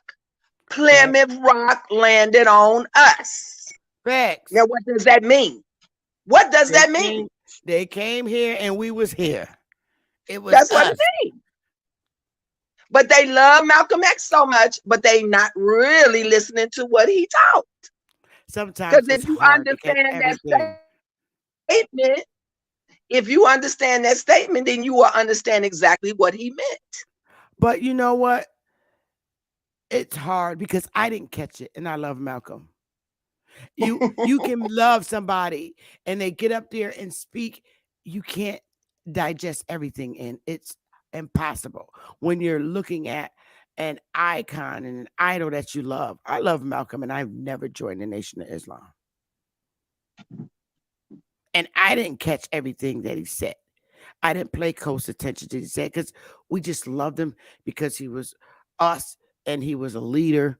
I didn't catch it until Dane played it. And then I went back and listened to it repeatedly to make sure I caught everything he said.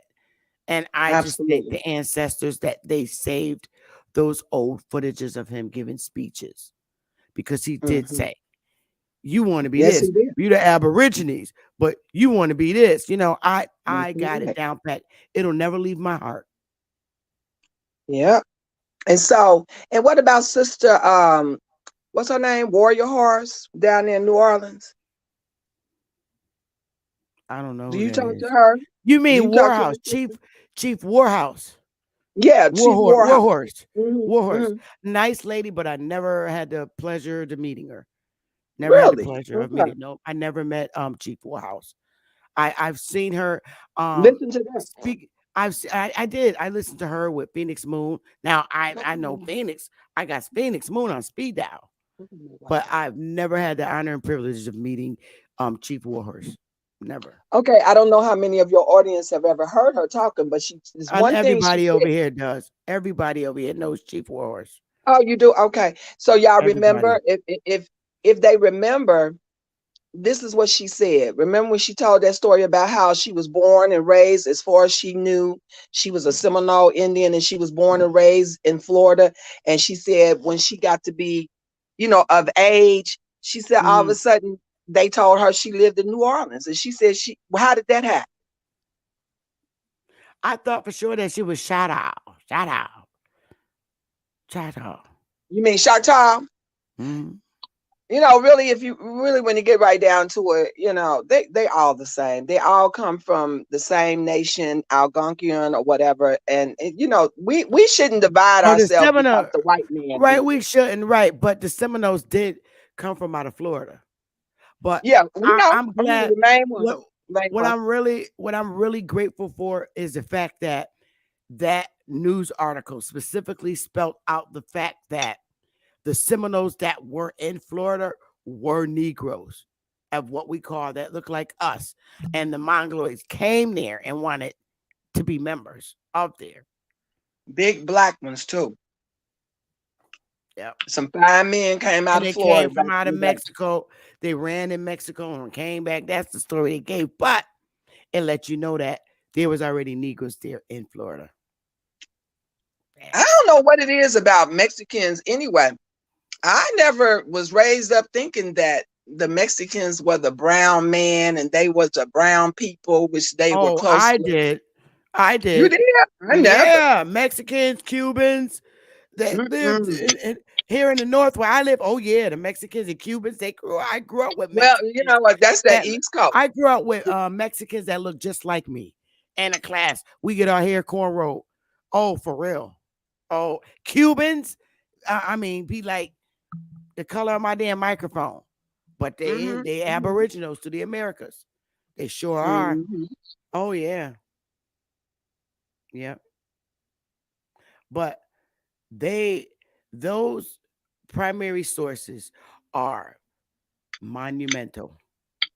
And it's clear who you are. Bottom line. It's clear. You don't have to go any further. Well, you know what? They've been so indoctrinated, they don't even want to believe what their own grandmothers say and grandfathers, if they have them still alive today. But then they don't want to believe people who lived amongst their grandparents when they were alive. I mean, that was one thing we always believed, no matter who might lie. Grandma and grandpa ain't gonna lie to you. So now all of a sudden they don't even believe grandma. It was their grandparents who shit was taken away from. And it ain't been that long ago. I don't think they can handle that. You know, that the reality that this stuff didn't just happen yesterday, and it didn't happen 1,000 years ago. It just happened just a couple of 100 years ago. Just a couple of, not even, you're talking 1890s. That's what, 100 years ago, not very long. If you're coming into like 1929 and 1928, around the time Malcolm and King was born, I mean, come on. Just before that is the 1800s, so it was not very long ago. So I'm just grateful that they were very specific and pointing out who the people of the land are. In the big article, they stole the land from the Indian Negroes. Because what they did, and I was talking to the chief of the Pookie tribe yesterday. I think I talked to him for about an hour.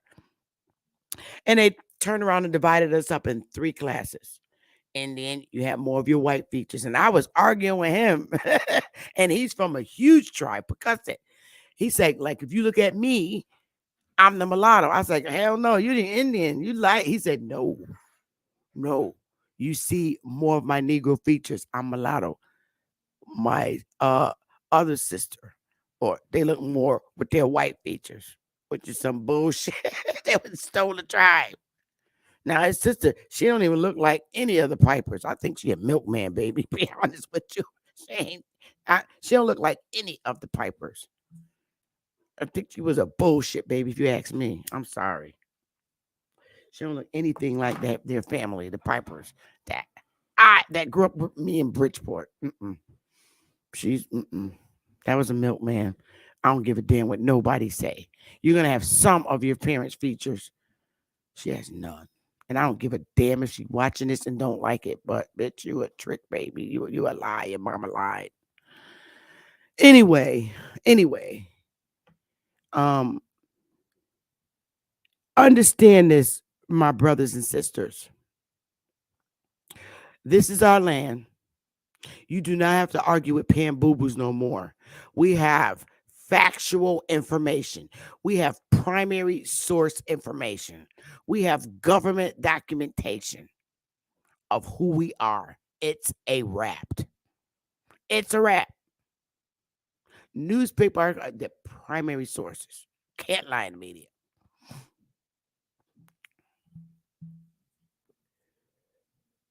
Not all of the Indians in the Southwest Seminole.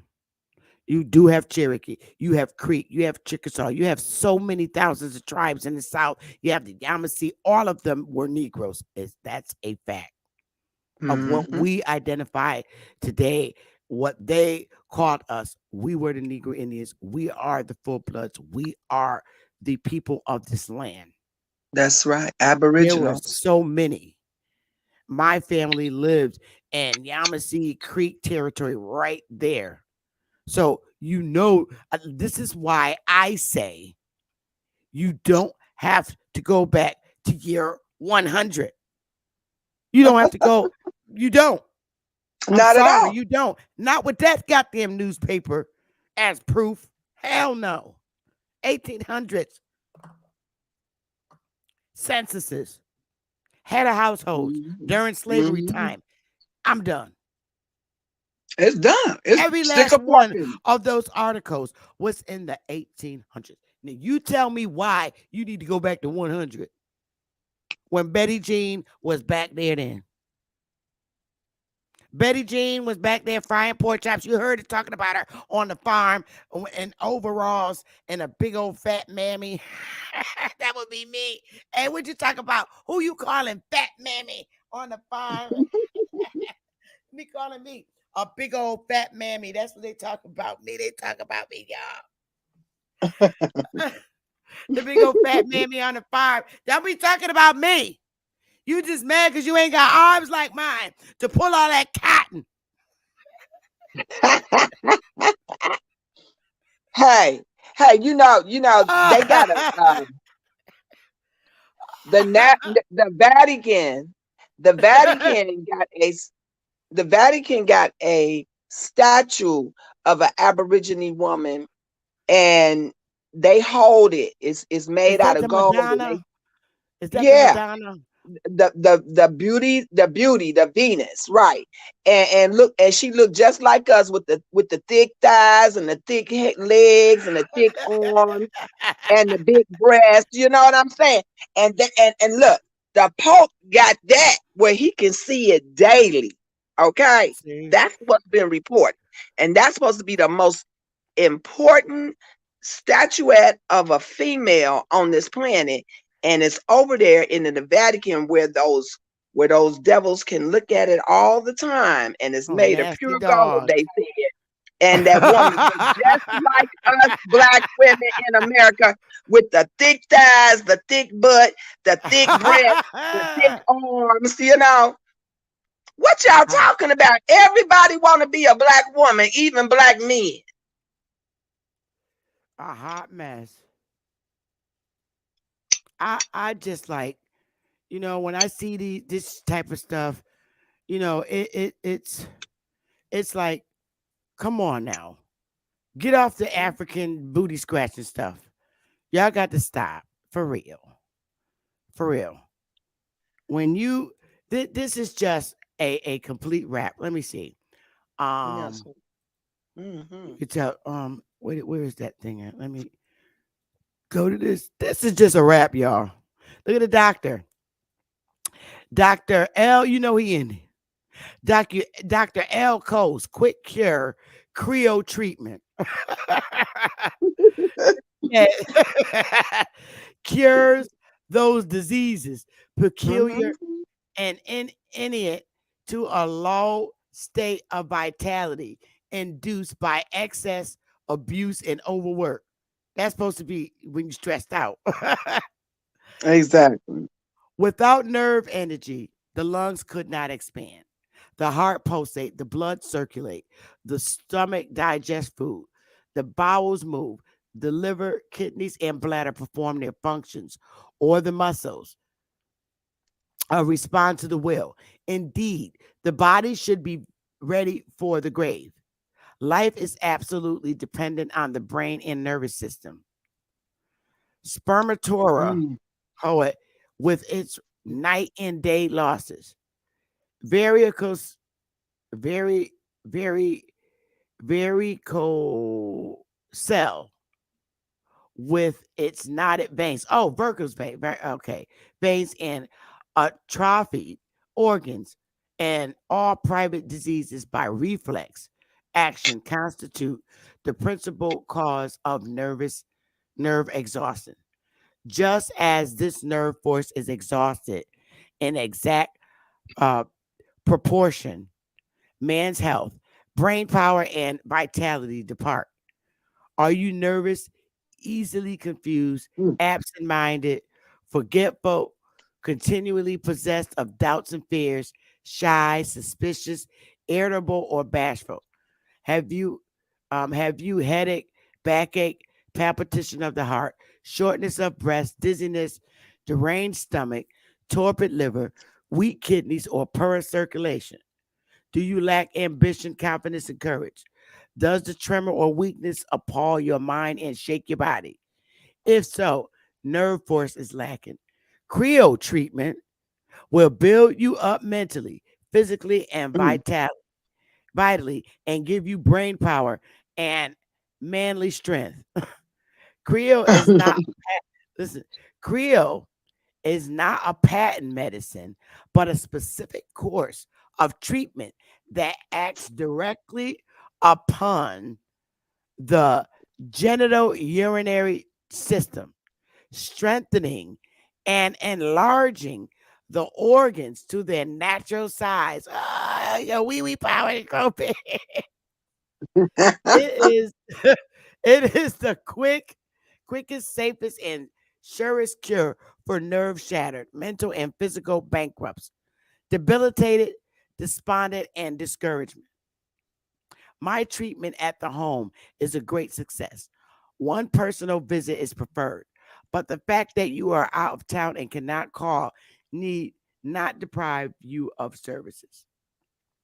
If you cannot write, cannot call, write, and receive full particulars, mode of treatment, prices, and terms, this will be mailed to you free of cost.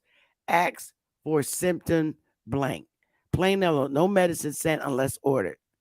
And this is Dr. Alfred Cole, Council of Physicians, 24 Washington Avenue, Minneapolis, Minnesota. See, we had our doctors with that natural stuff, and his medicine wasn't even patent. Okay? And this is in 1903. And that same article, I'm just never going to forget this. I made sure I downloaded everything. The Negro, this in big letters. The Negro Indians, they are the ones who are being robbed of their Indian territory lands. I'm done. If that's not clear, I'm done. I'm done.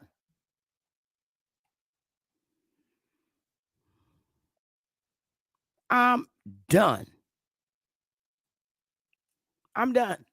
There's nothing more you can say. Nothing. It's over. Hey, Alibama. Oh, my queen mother. Thank you Hey. for the time.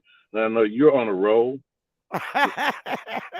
What did Big Mama used to say was, you said it more to the boys than the girls, but sometimes they say, you're smelling yourself. Yeah, my grandmother used to say that. When we reached our 13th birthday, thought we was teenagers, yeah. Yeah, for the boys, is your urine starting to smell. You got hair under your armpits, et cetera, et cetera. But so I may not have much time to chop it up with you today, but I wanted to congratulate you on the presentation. I'm still waiting for when y'all gonna have your T-shirts with the tombstones on it. T-shirt. You got your merch? Where's that? Yeah. I think I'm serious. It might sound like I'm being facetious, but I'm serious. Each one of y'all need to have, pick the name you want to put over that, epigraph. And you have yours. A1 has his. Ab Power has his. Sister Soul Man have yours. You get your caps. You got your T-shirts. You feel me? Yeah. So not just pronouncing them dead on arrival, if you will. I keep saying that, and I'm out here in the boondocks. Forgive that railroad whistle if you heard it in the background. I used to love to hear the railroad when I was sleeping little. When I was little and sleep, we heard the railroad. I used to love to hear it. So I guess I should also pat you on the back for your Yukon Huskies, huh? Oh yeah, I know that's you my don't follow. I know you don't follow Larry a bit, but just since Connecticut is riding high, I'm gonna give that. Yeah, I got my masters from there. Both of my masters, two of them, and the other one from University of Harvard. So yeah. The predicament for people who want to, and I've heard a number of younger people saying they're dismayed by their elders. I went into back and forth with a young man last night and saying that it's dismissive of us to disregard our African ancestors. And I'm trying to understand the perplexed situation is not so much they are desperately needing to find that ancestor, which may happen. But ironically, I think in you, because I'm going to defer to you because you're more professional at it, so you may or may not be paid to do it, but you're a professional at mapping these trees. I would think more European twigs and leaves and sprouts than Africans tend to populate much of some of our historical family genealogical situations. So even if it's so, at best, you find one. We've talked about this briefly before. When you get about fifth generation, that's like 32 ancestors. Sixth would be 64. Seventh, you're talking about a buck 28. How does one individual outweigh 127 others? I know people say that, but all I can say to that is, Ali Bamu, I don't claim any of them because they're not on my tree. And I'm not saying that to be mean or to say, oh, Jeremiah, I see you back there, but you got to connect your device in order to get on the panel. Your device need to connect your mic and camera before you when you go in the StreamYard. Otherwise, it won't let you on the panel, hon. So you got to connect it audio. Yeah. But anyway, Ali I Bana, don't know. That might be I Jeremiah. That might be one of yeah, them. He might be one of them from last night. But go ahead. but I can personally say that I do not hate Africans. I have no reason to hate them. The problem is I don't like anybody enforcing their culture on me because I'm pulling information up on our families here in the US. Okay. It's clear who they are. You gotta allow your audio. There you go. And I don't hate Africans. That's not the case. It's just I'm not understand. even bringing it up for that, though I know my tone might come But across I mean, that way. That's not no, my point. My point is, regardless of whether that particular ancestor or not is in your individual family, that's your story. right. You cannot do what Alex Haley did and has gone to court and been sued for being a player. That's the definition of a literary liar. Now people get offended when you read, but those are the facts that are stubborn things. That's a court record. It's just like the Freedom of Information Act that Cuddy was talking about last night. These Right. facts are stubborn things. It's not about whether you like them or not. Either they are or they are not. Facts. They are true or they are false. And the fact is, the man stole from a white man who wrote a novel, The African. Kunta Kinte did not exist and is not a part of his family tree. Now, Correct. not just in the plagiarism of that, El Hajj Malik El Shabazz, Malcolm Little's family, charged him with that as well. If you're not familiar with the I did hear about that. They're suing his butt too for lying. Yes. Yeah. And I'm not saying it's whether or not he's a professional liar or not. I'm saying lies, damn liars, and statisticians. You ever heard that quote before? Statistician. Yeah, because numbers don't lie. Correct. Life is figure. Figures don't lie. Facts. Okay. But people do. Well, but people utilize numbers and information for an agenda. Now, the fact of the matter is, and this is what's really disturbing for me, people, whether you call yourself black, Negro, colored, or not, we'll put the African American to the side because that's more recent and it was politically done by Reverend Jesse Louis Jackson in 1988. And so there's no disputing that he and a handful of boulets and fraternity and sorority members went inside a room and came out and made a public pronouncement. It has nothing to do with us as a people or as a community. Correct. What those others have to do is specific targeting of us and our ancestors through a timeline. First being called Indian, then being called Negro / colored, then mulatto, and some other variations that compiled from the census of 1790 on. Those are purposeful, factual mischaracterizations. And to call one person or a group of people out of their name is slanderous if it's spoken, libelous if it's written down. Facts. We need to stay with simple, direct, factual things. You feel what I'm saying, Kramer? That's the only reason why I'm calling you today. And again, giving you big ups, congratulate you, pat you on the back, be in your corner. I'm the cheerleader. But again, at the end of the day, I got a question to ask y'all. Can I ask this question to y'all? Oh, excuse me. You got to wait your turn. We're talking. Oh, I'm sorry. And, over here, we'll give you that opportunity if you hold a moment. So as I was saying, for your perspective, Queen Mother, is that fact. The only one thing that I've taken, two technical quotes from Ronald Wilson Reagan. First, facts are stubborn things, and trust but verify. I don't know if you remember those two quotes. Yep. And that's it. You can take the truth even from the devil himself, right? Yeah.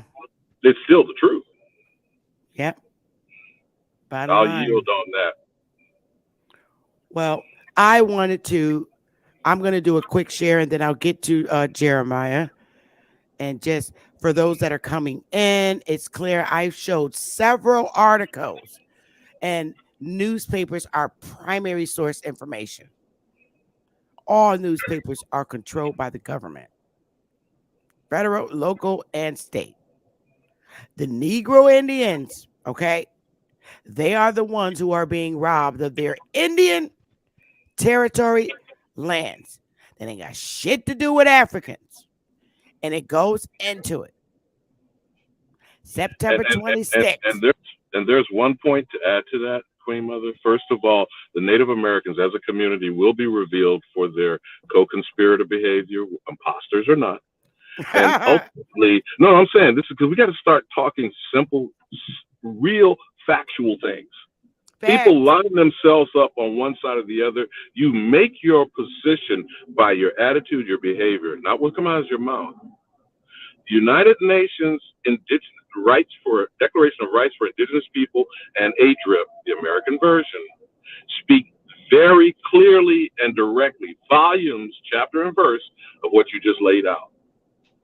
And we are the only American, not native, not hyphenated. We are the only authentic American.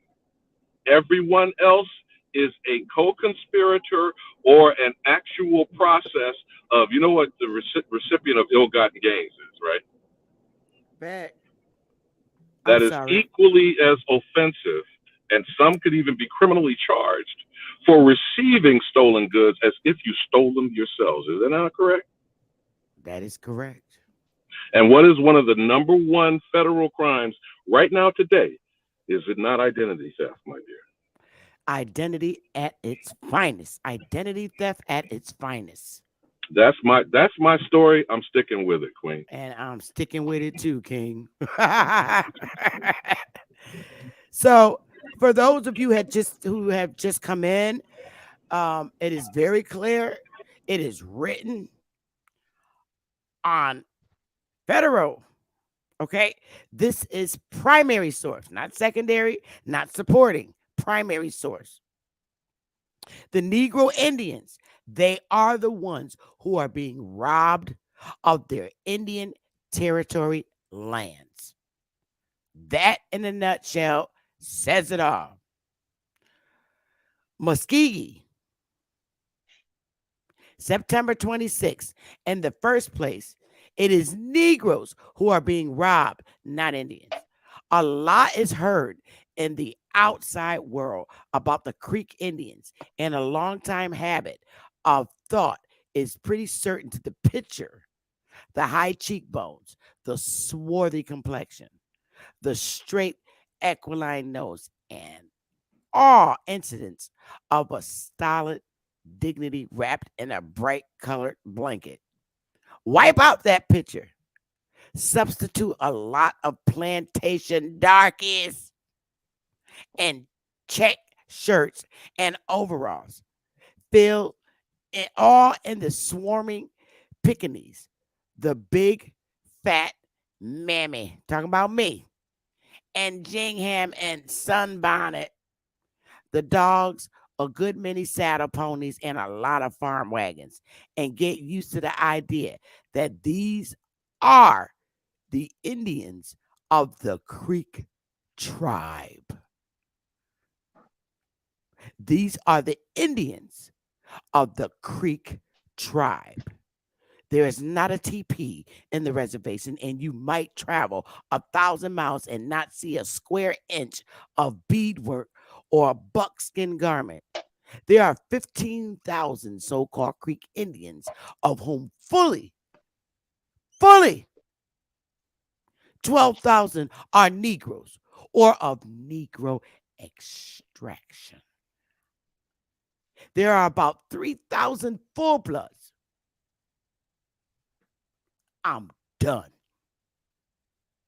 Don't, if you cannot debunk that, I guess you step back. I just told you who the Creek Indians are on a federal published document back in that time.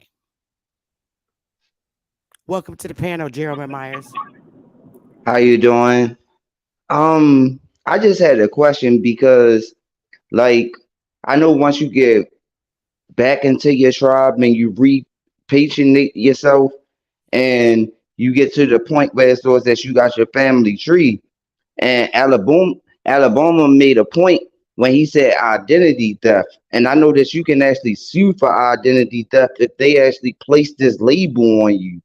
And I noticed that Lisa Cyphers, she is in the Accomack Indians in her territory, and she just lost the lawsuit for her land because they not trying to follow the Constitution no more. So I'm trying to figure out, like, once we actually got all the information and stuff like that, like, how can we really go against these people? I don't render legal advice on YouTube Live. Oh, okay. Okay. I don't. I do not render legal advice. And I'm sorry to hear about that. Mm-hmm.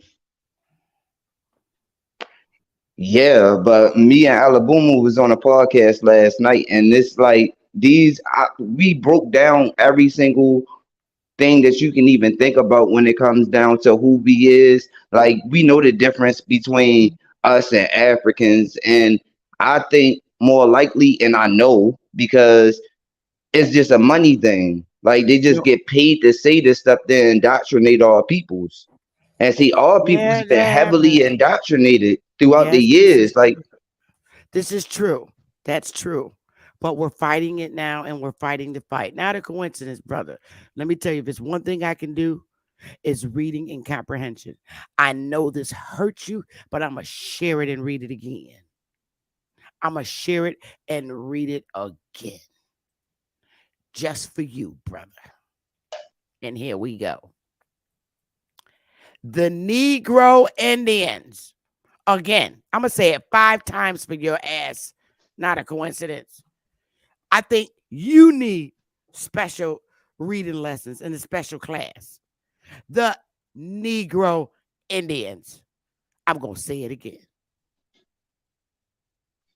The Negro Indians. What kind of Indians? What kind of Indians is this article talking about, sir? Can anybody verify? The Negro Indians is the full blood. Okay. But what is this article speaking about? The Negro what?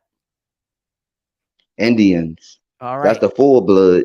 All right. They are the ones who are being robbed of their Indian territory lands. What kind of lands? We're going to go back to Little School. They is a noun. They are speaking about, they are referring to the Negro Indians.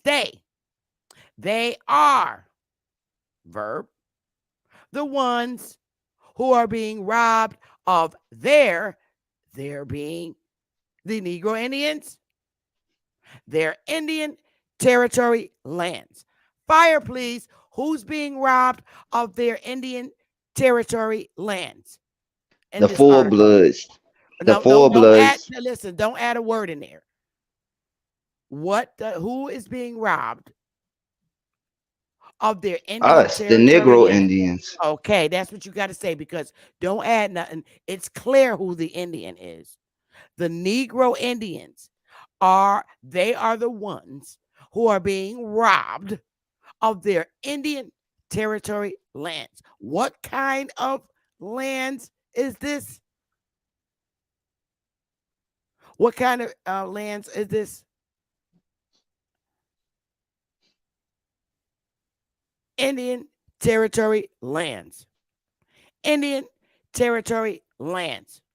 They being the Negro Indians, are the ones who are being robbed of their Indian territory lands. Strange results of the adoption by the Indian tribes of their Negro slaves. You know what's so crazy? Excuse me, young man. I am reading. I'm sorry. Okay, let's get back. I hope you guys can see this. Let me go back and do a share screen. All right. They are the ones who are being robbed of their Indian Territory lands, Muskegee, September 26th. In the first place, it is Negroes who are being robbed, not Indians. Indians ain't nothing but a fucking half breed, a mulatto. That's it. The Indian is the full blood Negro Indians. That's all that is.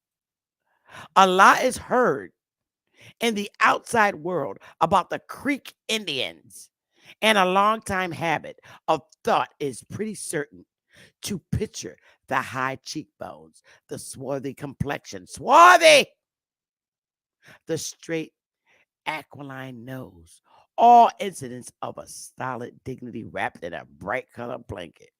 Wipe that picture out. Wipe out that picture. Substitute a lot of plantation darkies, and check shirts and overalls, filled in the swarming Pekingese, the big fat mammy, that would be me, I'll take it, and the gingham and sunbonnet. Yep, sunbonnet. Boy, don't play with me. There are 15,000 so-called Creek Indians, of whom 12,000 are Negroes. Creek Indians.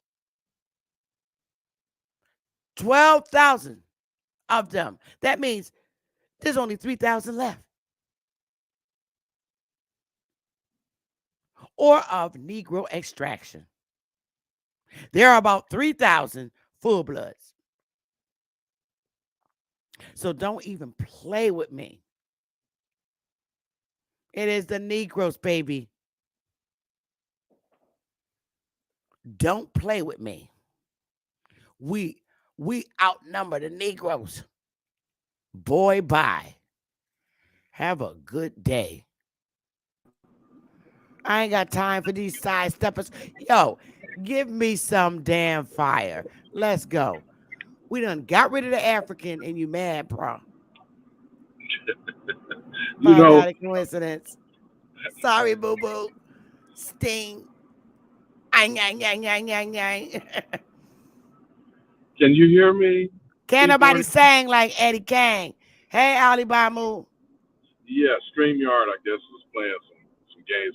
I'm driving, so if it drops again, I might not get back on. The thing of it is this, is the term Negro, negro in Spanish and Portuguese, It means and people black. trying to, or dark complexion. You know, again, we get into etymology of how words are distorted, and then they're used only on a specific people. We have got to stop letting people sidetrack us. We have got to stop letting people equate us. There is no equivalence. Facts. So, like even with Holocaust, or they want to talk about Wounded Knee, and they want to bring up the dilemma of the Native American. You know, all of that is to distract and deflect away from focusing on we are the only issue of importance in the United Snakes of America. Because we're all united against us. And I ain't looking for a non-venomous snake.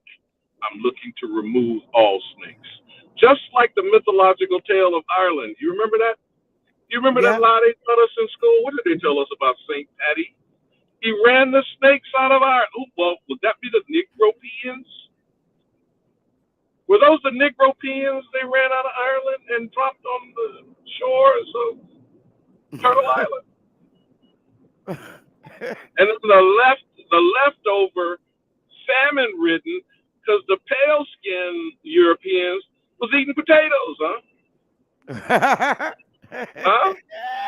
I mean, I don't know. I'm repeating some shit I heard, Sister Betsy. This is the shit we were told, correct? Yep. Whose story is that? What does it have to do with us?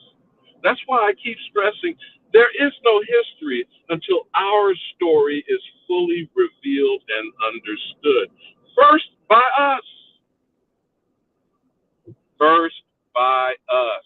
And it cannot be instructed to. You saw the portrait, the photo of the crime that I sent you about those people you don't particularly like and been having some, personal beefs with, which I don't have no problem with that. I didn't You get see, a chance. you see that thing? I didn't get a chance because I be doing so much, you know. Oh, I know you do. I do. I just want I you be to have doing it for so your much. arsenal. I just want got it, for but your I do arsenal. got it. I wish you would email them to me instead of texting them. It's so much easier. But you see how they always have a pale skin, don't they?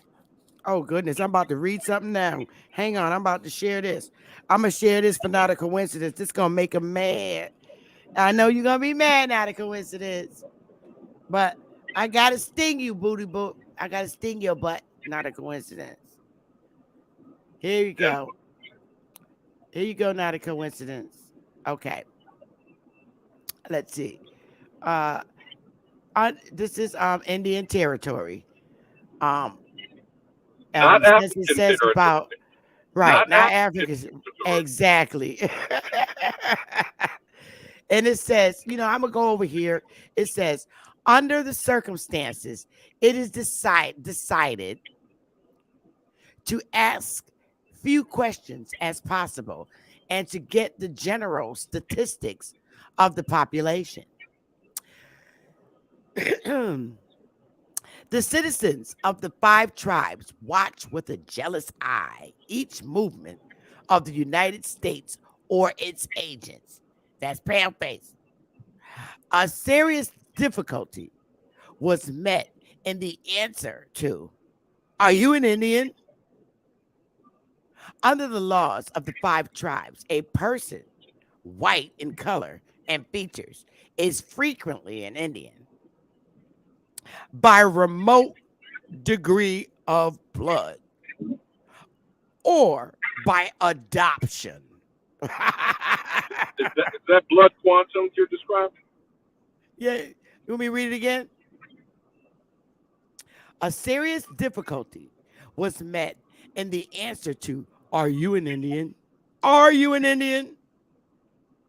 Under the laws of the 5 tribes, a person white in color and features is frequently an Indian by remote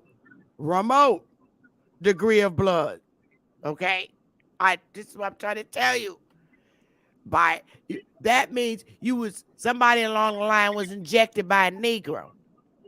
No, the nigga in the woodpile that they use in the one rule, because that's actually in law and written in the record. Nigga in the woodpile. All right, and it says. And didn't Walter Plecker and most of the supposed House of Burgess in Virginia claim to descend from Pocahontas? Okay, the fake other character. Or now it goes into an Indian by remote degree of blood or by adoption. There are many whites claiming to be Indians whose claims have not as yet been acted upon by the nations. Senator Elizabeth Warren. Here we go. Negroes are frequently met who speak nothing but Indian languages and are Indians by tribal law and custom. I'm going to read it again, goddammit. You not a coincidence. You not a coincidence. I bid you now to throw up some fire for us Negro Indians. And I'm going to read it again. You little rascal. I'll give you the date in a minute. I'll give it to you in a minute. Negroes are frequently met who speak nothing but Indian languages and are Indians by tribal law and custom. And there are others who call themselves Indians who have not yet been been so acknowledged by the tribes. Boy, I'm done. I'm done. Now, this reporting was referencing the 5 civilized tribes, right? Which leaves out the hundreds of uncivilized, quote unquote. And what was the date on this reporting? I'm going to give it to you in a minute. I wasn't finished reading.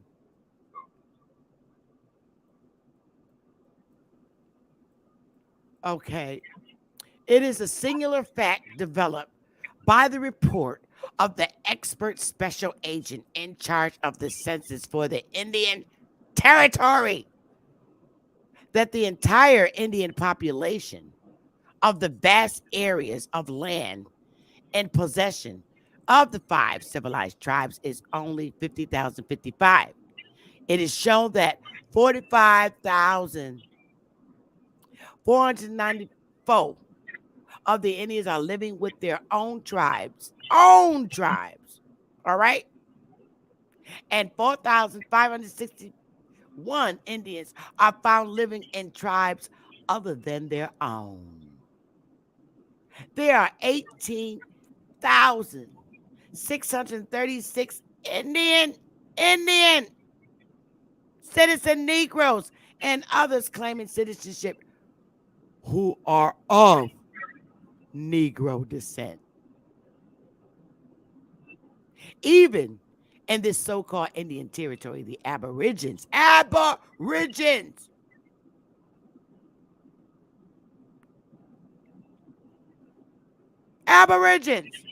boy, by the not a coincidence, I'm done, are overshadowed and outnumbered more than 2 to 1 by a population of 109,393 whites, including a number of who are claimants of Indian citizenship. Boy, and this is the funny part. The total population is 178,097, including the unlucky number of 13 Chinese Amini members of a race, which is unlucky in this country in many respects. Boy, bye, I'm done. The date of this newspaper. So they call the Mongoloids then Chinese, but go ahead. But it was only 13 of them in there. Let me see the date of this. Let's see, what's the date of this baby? I should be able to go on the front page of it. Let me go back to the actual document because I do have the date. It's January 19th, 1895. Greenville, Mississippi. So exactly the same year of the Dawes Roll. Boom. Boom, shagalugga boom. Now, so we could be talking about Oklahoma territory, Nebraska territory, Kansas territory, Missouri. Yeah. Indian territory, right? Not African territory. No, and they said in the on a article, lot of our way birth they certificates, Bobby. Huh? The way reported in that article, it said Indians of Negro descent, not African. Facts. Hello. Hi. I'm done. If your birth certificate say you Negro, you Indian. Facts. Facts. That is primary at the turn source. of the century, that was 20 years after Reconstruction, 1876. They were still referring to us as of Negro descent. They were still acknowledging that we were the Indian that they encountered. And going back to 1828, which would have been 70 years prior, they defined the American as copper colored. Aboriginal races of people. And again, they're the one who created the word race and racist policies. So they defined the American Indian Negro. I'm going to take it in that order as you read in the article. They defined the American Indian Negro And then how did it turn into some pale-skinned Chinese, Oriental-looking Mongoloid Oh, wait a minute, hybrid? it was only 13 of them out of them thousands of them. 13. In 1895. 13. In 1895. Facts. So then where do these Plains Indian come from and what timeline? They let them come in over the border so they can put them here to make the world think, with this magical made-up ass picture that, oh, here they are. These are the Indians. Yeah, right. We know who the hell we are. We ain't that dumb. Y'all still scared of Pookie and Ray-Ray. Is that the definition of defrauding?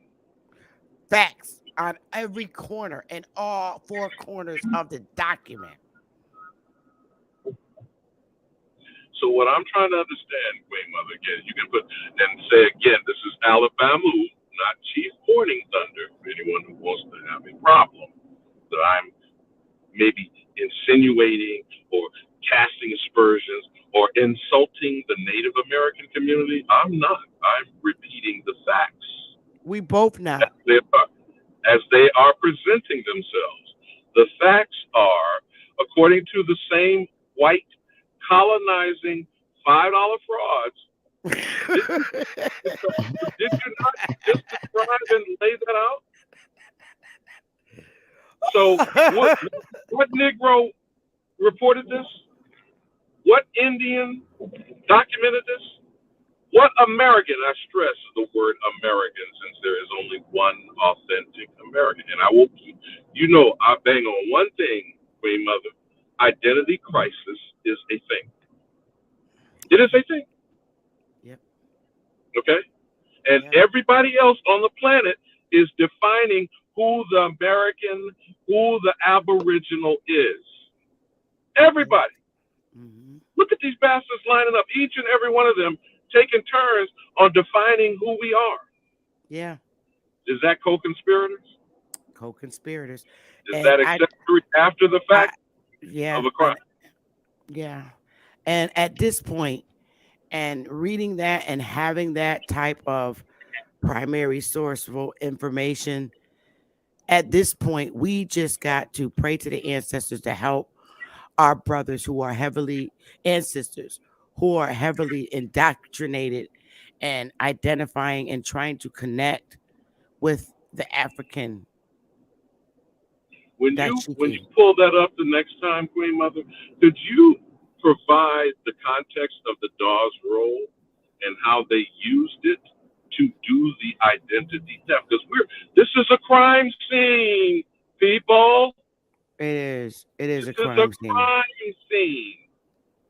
A quote unquote, I'm using their words, a race of people have been defined as extinct. Do you know that's what they said, Queen Mother? We were taught that in school, were we not? The American Indian was exterminated. So this is an active crime scene of mass murder. Yeah. And I'm not saying that to be hyperbolic or melodramatic. I am saying it cannot be both. They either exterminated the American Indian, and the Native American is not the American Indian. Or who is the American Indian today, since they were not exterminated? And if they were not exterminated, then that is what they call prima facie, don't they? Prima facie case. In Law and Order, in the TV crimes that we like to watch every night, they call that what? Prima facie evidence. Prima facie evidence, yep. So on all four corners, they meet all of the criteria. You have to meet all of the criteria to prove a prima facie case. And when you have a prima facie case, that means you met all the criteria. So if they exterminated the American Indian, that is a crime against humanity, is it not? It is. Okay. If they did not, and you're lying about the heirs, the ancestors, the descendants of the American Indian, what does that mean? Now, either way, it's not an issue. This is what Jeremiah was asking about, whether or not court cases are filed. That's not really the issue at hand. The issue is at hand is the victim understanding their victimization. The truth, not reparations, not slavery. You understand what I'm saying, Queen Mother? Yep. I do. And until the victim of a crime understands they've been victimized, the crime is unimpeded, ongoing, and compounded.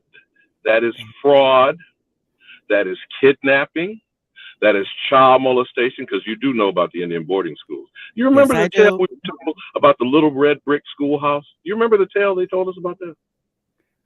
No. The little red brick schoolhouse was on the plantation where we were taught Sunday school. Yes, yes, I do. I'm That sorry. was I the just read that the other indoctrination. day Yeah, with well, James. Yeah. because I'm just a school teacher's son. I will be that till the day I die. Now, that is a violation of UNDRIP and ADRIP. Correct. To educate a child or a people against their self-described identity. Do I need to repeat that for the slow ones in the short bus, like not a coincidence, and then Lex Cortex, and Kid Grebo, and, Lex ain't gonna step his little butt up in here. He burning right now. No, I'm He's just rolling asking. I'm making an observation, Queen You Mother. do need What to I make am saying, you do need to make a little bus for them though. what I am saying is, this is either true or false. Now, everything else we have been told is false. Everything. Yes. All of the public schools, K through 12, all of the curriculum that has been imposed upon us, all of the Christianity, because the vast majority, between 95 to 99% of the Negro individuals, families, and households were indoctrinated Christians. Yeah. That is a violation under UNDRIP and ADRIP. It is not the Native American. You know how they've been spinning this in the news. Yes, yes. It is not the Native American. They want to keep telling you about those children in the Indian boarding school. And I'm not saying it didn't happen to them. I'm saying they have a different version of, it's like having, what did George Clinton call it? The uncut funk? The uncut funk? Uncut funk. Okay. They got the modified version. You feel me? Because we got mentally conditioned to say we are not the American Indian. Bobby, the mestizo. Hang on one second. Yeah, no, Bobby, the mestizos are not the original Indians from the 1500s, honey. They are no different than a mulatto that we call it in our culture here. Correct, right. But again, these are people who are hybrids who are then being told something that is not theirs, but they are being transported our identity to claim it as an imposter does. That's identity theft. Correct. Trading places. Because the only way they got to be mestizos is by the injection of our man and the exception into our woman. That's called making a baby, doing it nasty. In other words, there you go. I tried to say it in the most discreet way. Yeah, but I tried to say I think you get the points that I'm making, Queen Mother. I do. I'm saying it is time out. This is okay. This is not entertainment purposes only. This is people's lives, literally. These are people's self-perception. That is what UNDRIP and ADRIP is talking about. Right. And when a people's identity and culture is confiscated, that is tantamount to genocide. Right. A mulatto could never be a full blood sweetheart. Even if it meant full blood, it couldn't have meant that. If it did, it was a lie, because mulatto is definitely a child of mixed breed. There's only one full blood. In the English language, the etymology is the word mule. And everyone knows a mule is the hybrid between a horse and a donkey, and it cannot procreate. Correct. So, the problem for us, though, Queen Mother, is we keep having to defend ourselves, which we do not. Right. These people need to be put on blast. They need to defend how they are complicit in the crime that is ongoing. We have to stop thinking we have to answer to anyone. Is this mic on? Do you hear what I'm saying? Chief Morning Thunder?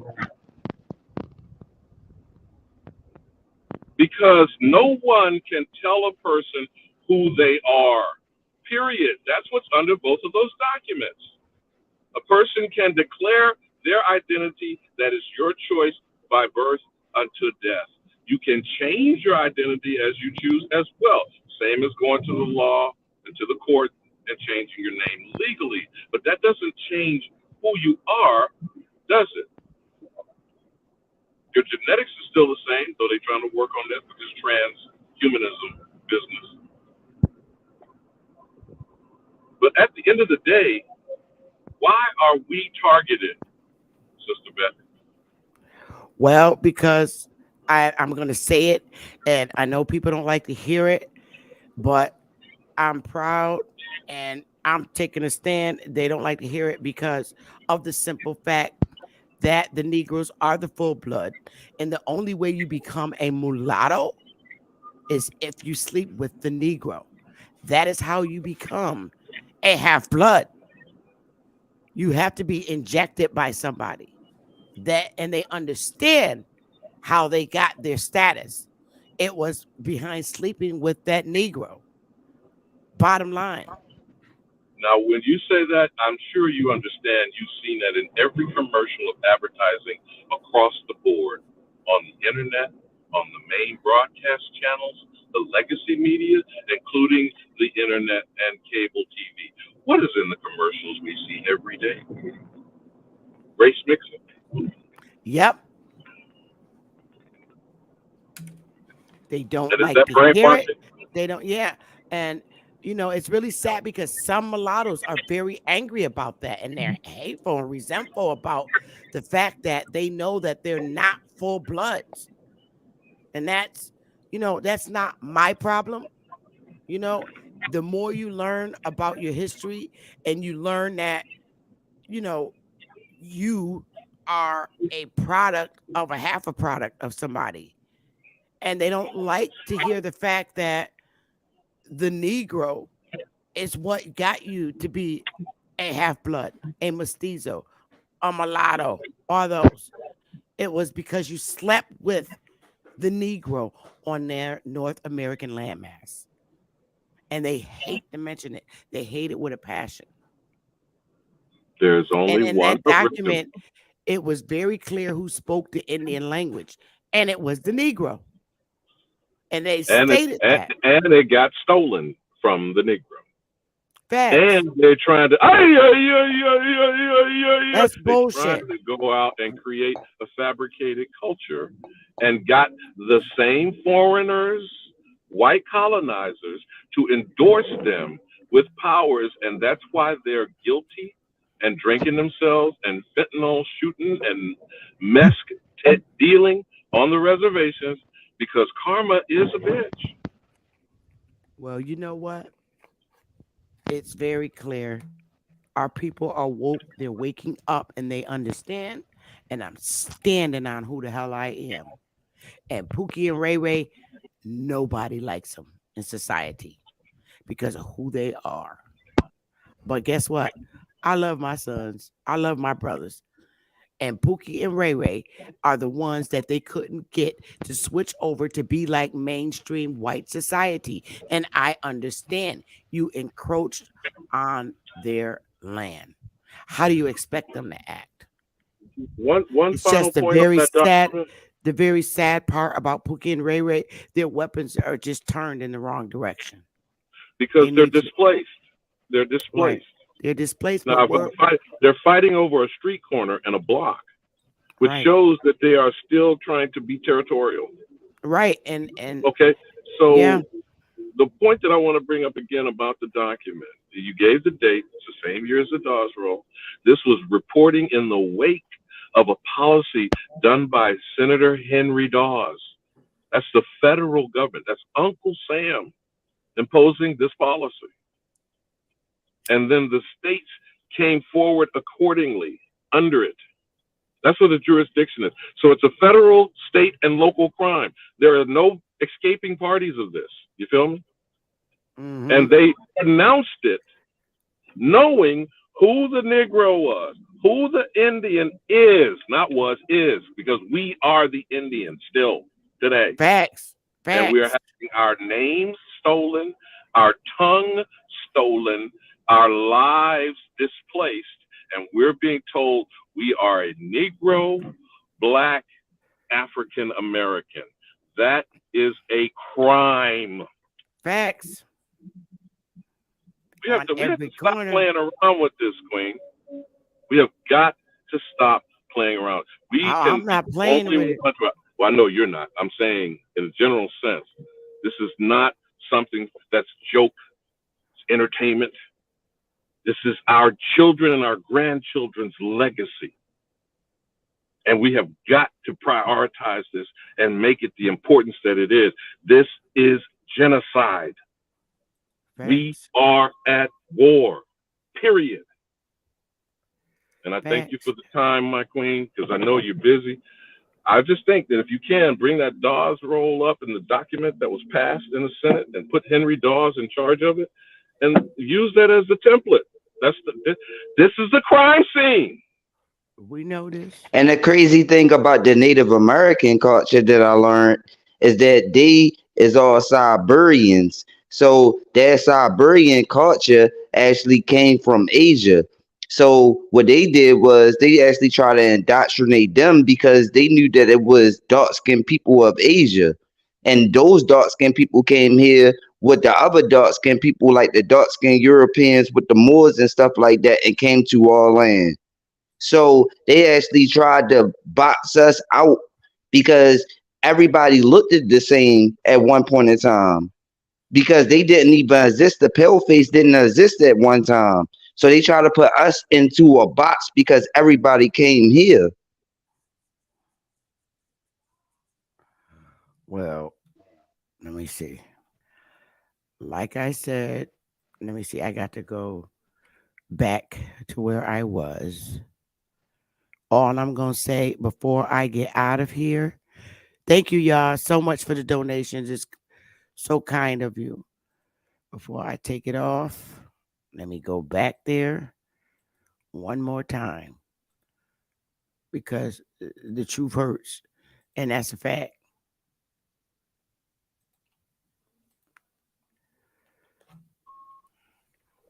I think Queen it's Mother, sharing, right? imparting, and thank you for the time and access to the panel. Love and peace and Afro Sheen hair grease on the soul train. I don't care how you slice it. And my closing statement for today's lesson, that's my Pookie, Ray-Ray, Low Man, and Stank, and Moon. You see them down there as babies. A little one in the middle, and they're in the middle down there at the bottom. That's Top Cats. That's Top Cats, y'all. But Pookie, Ray-Ray, Little Man, Stank, and Moon always been here. They've been fighting this government since they arrived here on Plymouth Rock. And they're not going nowhere. And they are the Negroes whose land was stolen. Thank you so much for the donation. I appreciate it. These are our men. I'm not ashamed of them. I understand why they never wanted to transition to mainstream white society, and why they're on the blocks, territorial, doing things to care for themselves in the best way that they can, because in this government that they refuse to transition to mainstream white society, they're standing on who they are. And it's just a matter of time when our Pookie, Ray-Ray, and Little Man is going to not wear those dashikis and understand that this is their damn land. And I say this in closing, and I'm going to let this stick right here while you can digest it. And I'm going to leave it right here in fine letters. And it's clear. It says the Negro Indians, they are the ones who are being robbed of their Indian territory lands. Pookie, Ray-Ray, Little Man, and Moon was robbed of their Indian territory lands. And I'm going to state that.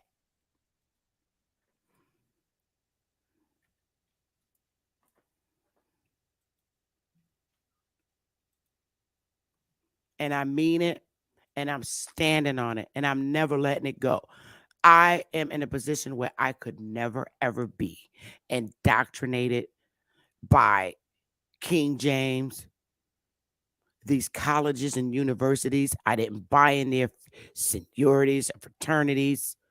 I went in there and got the skills I needed, and I'm so glad I saved it so that I could use the skills, that my research skills, to help our audience see for themselves who they are. Hey, Empress. I hope you was able to see the segment, sweetheart. The link is at the top if you want to pop up, sis. And I'm standing on it. It was our land, and it's the Negroes' land who was taken.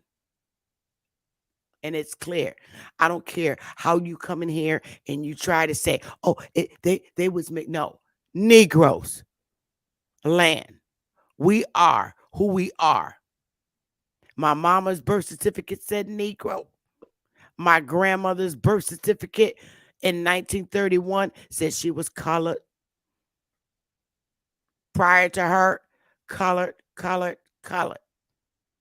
No African whatsoever. And if that ain't newspaper articles are primary sources, girl. What's up, beautiful? Hey now. I'm just now getting home. I had to go to the doctor, and I had an iron infusion done. Done. So yeah, I'm getting home. You look so pretty. Your hair look pretty. You look pretty. I want to get it done yesterday It because I looks knew beautiful. I had a doctor's appointment. So that's why when my iron and stuff is real low. Yeah, you tired. You get tired a lot. Yeah, Yeah. my sister is anemic. Yeah, So that's why and I'm my a daughter too. yeah. So I had to go to a hematology specialist because Yeah. I'm a real bad anemic. So today they did the iron infusions and stuff and gave me some B12 shots, to get my energy Yeah, back. your energy back. Yeah, that B12 would do it, boy, to get you going. You Yeah. be like all over the place. They work. It works. It so does. so what was the topic today? Girl, I went and I've been holding on stuff, Mhm. because I gotta make sure I print it all out so it can never be taken if they ever take this shit Yeah. down. But I made sure I got it all. But I was showing in Okay. every article, and newspaper article are primary resources. Oh. And they were showing how, a matter of fact, I showed so many. I think, I don't know if you missed the one I just showed about this article right here, when it says the Negro Indians, Oh they are wow. the ones who are being robbed of their Indian territory lands, girl. Ooh, where It's you a find whole, that, Sister Betty? I'm about to email this to you right now, babe. I'm gonna give you the link. Okay. I'm Girl. gonna go ahead and mess with little Ling Ling now. Now don't you go get your channel shut down. You're Look, gonna they got look, I can post, but I can't get on no lives or anything on TikTok. I said I don't care. Like they got me kicked off on Ab TV's lab the other day on TikTok. I got right in the chat. I said, yeah, I can't be on the live, but I'm still American Indian. Now what? Wow. Oh yeah. Owners of Indian territory. I mean, they vicious over there. People don't know what vicious is. They hellified races over there. Oh yeah. But I'm putting this in here right now, honey. I just emailed it to you. Okay, And thank that's you. a whole article, girl. I went through a lot, so you might want to look at the go back and look at it. And all those articles, I will email them to you because I did a whole bunch.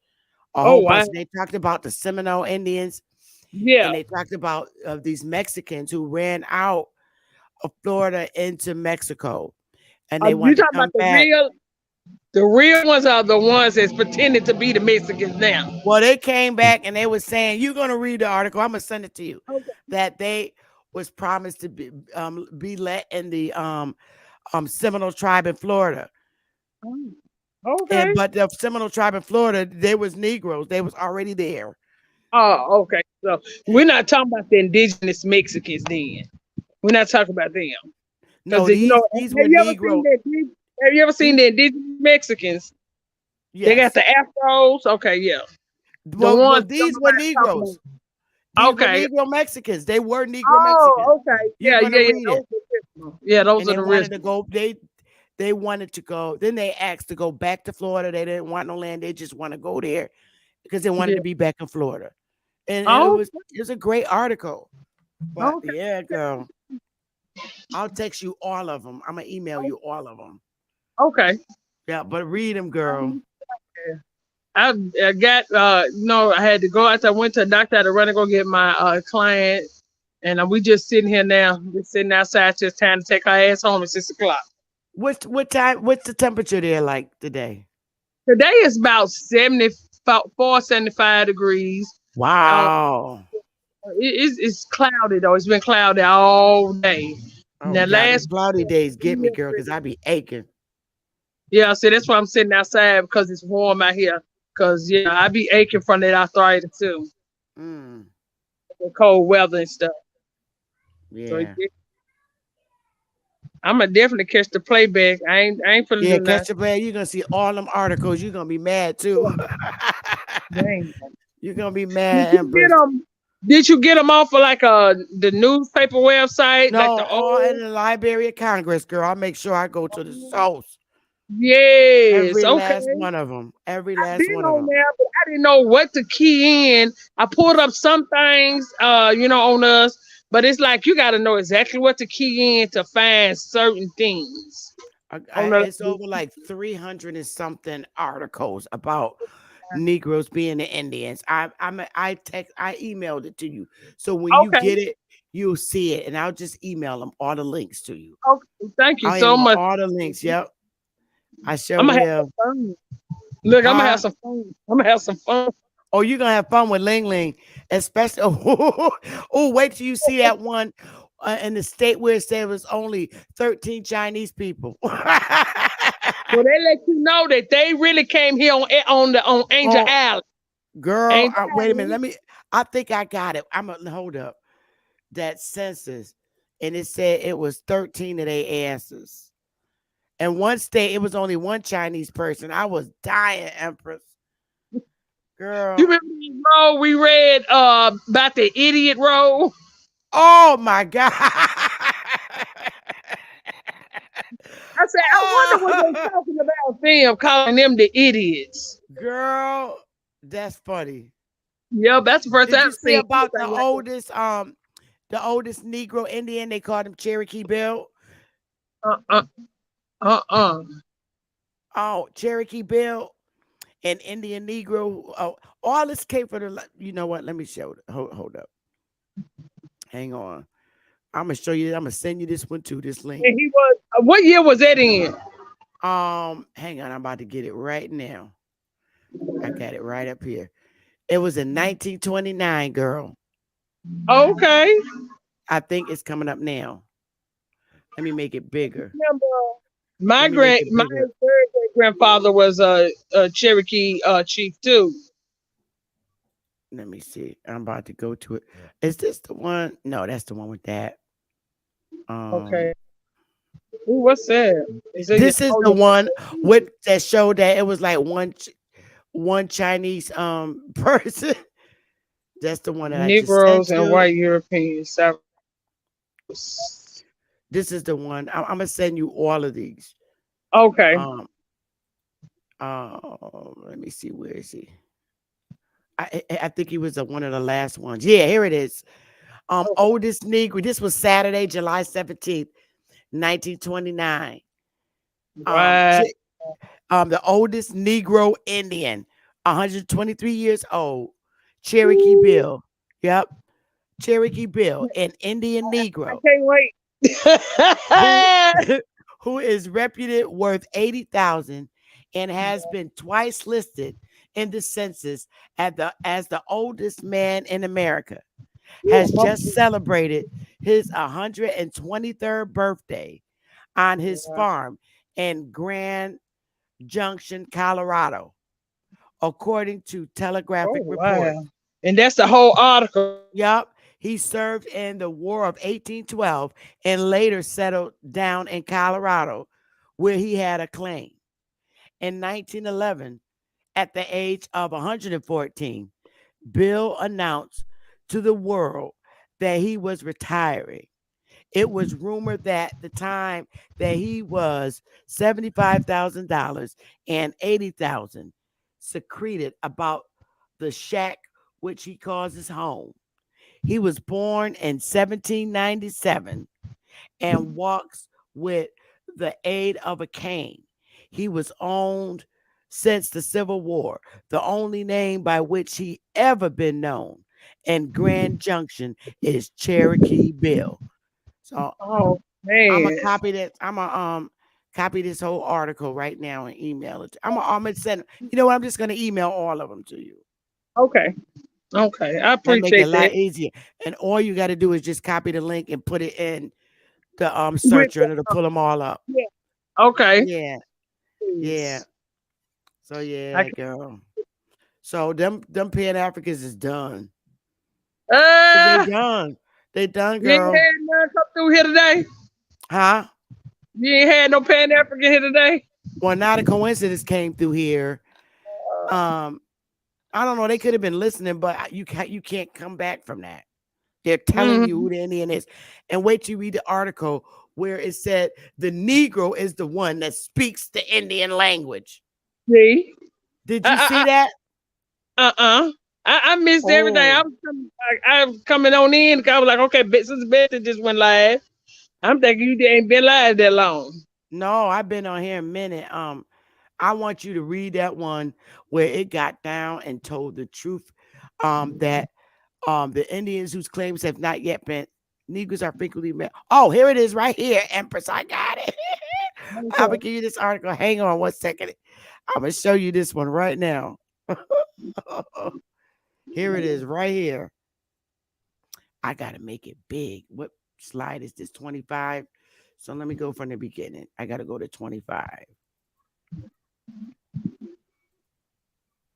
25. 8 years to heat. No, not that one.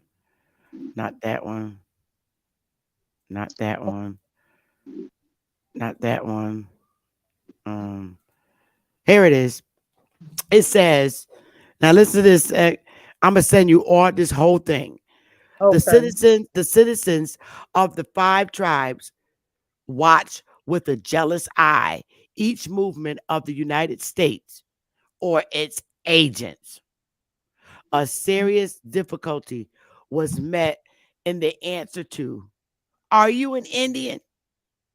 Under the laws of the 5 tribes, a person white in color and features is frequently an Indian, but by remote degree of blood or by adoption.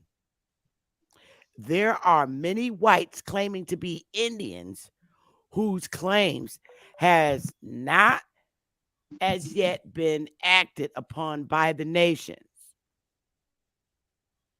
Now, and then it says, it says Negroes are frequently met who speak nothing but Indian languages and are Indians by tribal law and custom. That's what's up.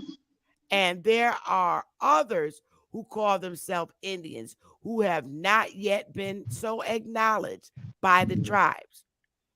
So would These that be the little ling ling them in the Caucasians?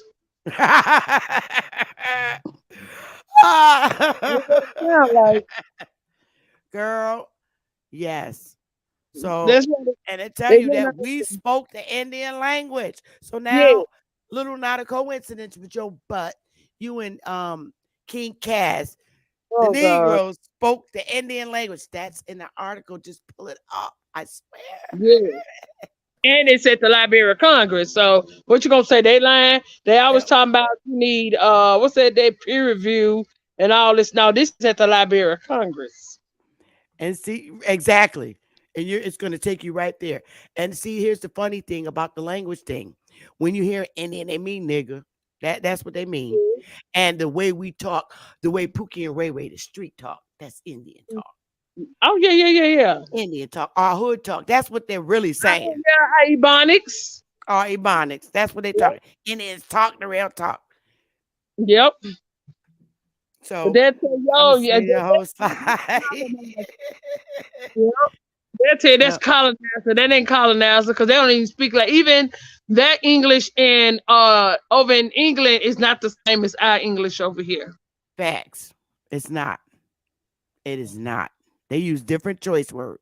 Yes, they do. It There's nothing sounds wrong with them speaking the language, not a coincidence. It's just that it was reinforcing and letting you clearly know in that primary source that Negroes, in fact, speak the Indian language or hood yeah. talk. Yeah, me, homie. Yeah. I mean, Stella, we'll say, yeah, I mean, and, For real. See, and the first for thing real. they say is, that's incorrect English. No, it's not. That's Indian language, baby. No, big Indian business. Yes, But the crazy man. thing is, he actually from New York, and he actually know for a fact is that he Shinnecock. So that debunked every little African theory that he actually even got. Cause I'm Yeah, from Baltimore, so I know my tribe in the city, and people say all accent is way thicker than anything when it comes from Baltimore. yeah, And see, Baltimore. You know yeah, how they talk. yeah, like Not a like our coincidence. We had to accent stop is this different. madness. We're gonna transition you, not a coincidence. in the Oh, chat room. baby. Here in the chat room. Not a coincidence. We transitioning your I butt. gotta leave him where he at. Not a coincidence. You being bad. He can't even Nah, come on this side. well, we spoke And the actual Shinnecock Indian tribe is language. the Not a coincidence. Netherlands of New York. Like the Shinnecock tribe is from the Netherlands of New York. Like I'm actually from the city. Yeah, I mean, so like in Baltimore, like I already know the East Woodlands. Like, cause I'm in Maryland Yeah. right now. I had to leave from Baltimore because Baltimore crazy. Like I went through a lot of stuff in the city, so I moved to the country of Maryland because we got a country in Maryland too, and we got a country. And I heard him say something about to Aboriginal power the other day about horses not being Aboriginal to America. It's a Yeah. beach down Oh my here. goodness. What? You better go to Yeah, Texas. Say that to them at the rodeo. it's a beach down here in Maryland by Eastern Shore, and it's a beach called Ashanti Island. Like it's where wild horses just walk up on the beach down here. In Like these Mexico horses too. actually been down here for a long time. In Mexico too. In the Hmm. America. At this All point, the I just say these people are agents. At this point, it ain't all the way around it. They Texas is determine. Yeah, they wild boy crazy. Indians. They crazy though, cause when you grow up in the city, you know the difference between an African and who you is. Like, cause they Hell Africans drive yeah. cabs, they all foreigners. Like we know the difference. They look so Like, different. like They look we so know different. them. Yeah, they're not They, us. They're black Europeans. They are not us. No mm-mm. way. No way. No They look way. way different than we do, and people act like that's being mean. It's not being mean. It's speaking truth. How the fuck me speaking truth is mean? Right. It's not really mean because the crazy thing is they already know it. See, the problem is that all peoples don't be knowing it. Cause in my family, they was indoctrinated. They never called themselves African, but they stick to that black stuff. because you know how we was indoctrinated back in the days. I'm 35, so I mean my people's like we had family beginnings, and my people was like alcoholics, so they drunk a lot and stuff like that. So they never really got into like All the politics too Indians much when did. it came All the down Indians to it. did. All the Yep. Indians did. Yeah, That's why they passed laws. No serving liquor to the Indians past 6 o'clock. You didn't see that? exactly. Did you ever see them signs? Yeah, it's a couple bars. Like if you go to the city in East and Southeast Baltimore, we got like a little hole in the wall liquor store where it stores there's a bar at the same time, and they say on the door like at a certain time you can't serve Indians that drink. But see, the indoctrination, like y'all be talking about, they actually try to call the Native Americans Indians because, like, in the city, we actually got this group of people that's Native Americans called the Lumbees. But see, they don't even know for a fact is that they not the real official Indian because before that title, they was the Lumbar. They got that title from us, and all of them is Europeans. If you look at them, you can be like, "This is a white girl. This is a white dude." Like you know this for a fact when you see them. Yep.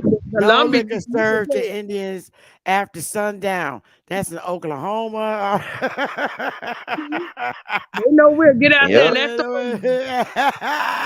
that's why they want to be served. They know they'll be up all night trying to chase the Indians. You know, Pookie and Ray-Ray wild. All I can say is now you know why, you know, our men are notoriously hated, but these are our babies and we love them. You ain't gotta love them, but we love them. Pookie and Ray-Ray. And they my babies. I don't care. Because I got me a Pookie. But y'all, I'm about to get out of here. Empress, I'm going to send you all them slides. All you got to do is copy the links in each slide and it'll take you to the actual official document. Okay. Thank you so much. I love y'all. Yep. Love you too, Sister Betty. Peace and love to everybody in the chat. Peace and love, y'all. Peace and love, everybody. Thank you so much for the donations. I appreciate it. It's well received. I'll be back with more stuff. Not today, though. I'm done. I love y'all, and I hope everybody in the chat learned something today, and you know it's well received by you. And I appreciate y'all so much. Have a warm and wonderful, wonderful evening because I'm going to see who's on live. Bye bye. Bye bye.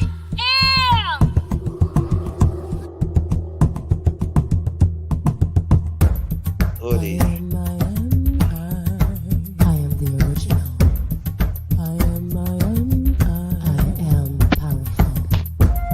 Oh yeah.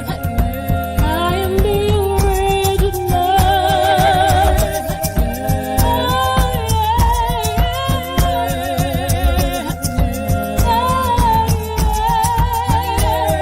We are waking our people up to let them know that we are the American Indigenous.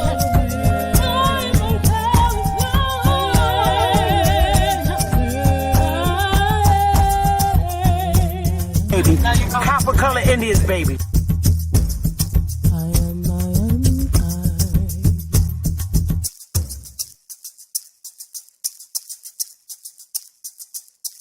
A real Indian, American Indian is me.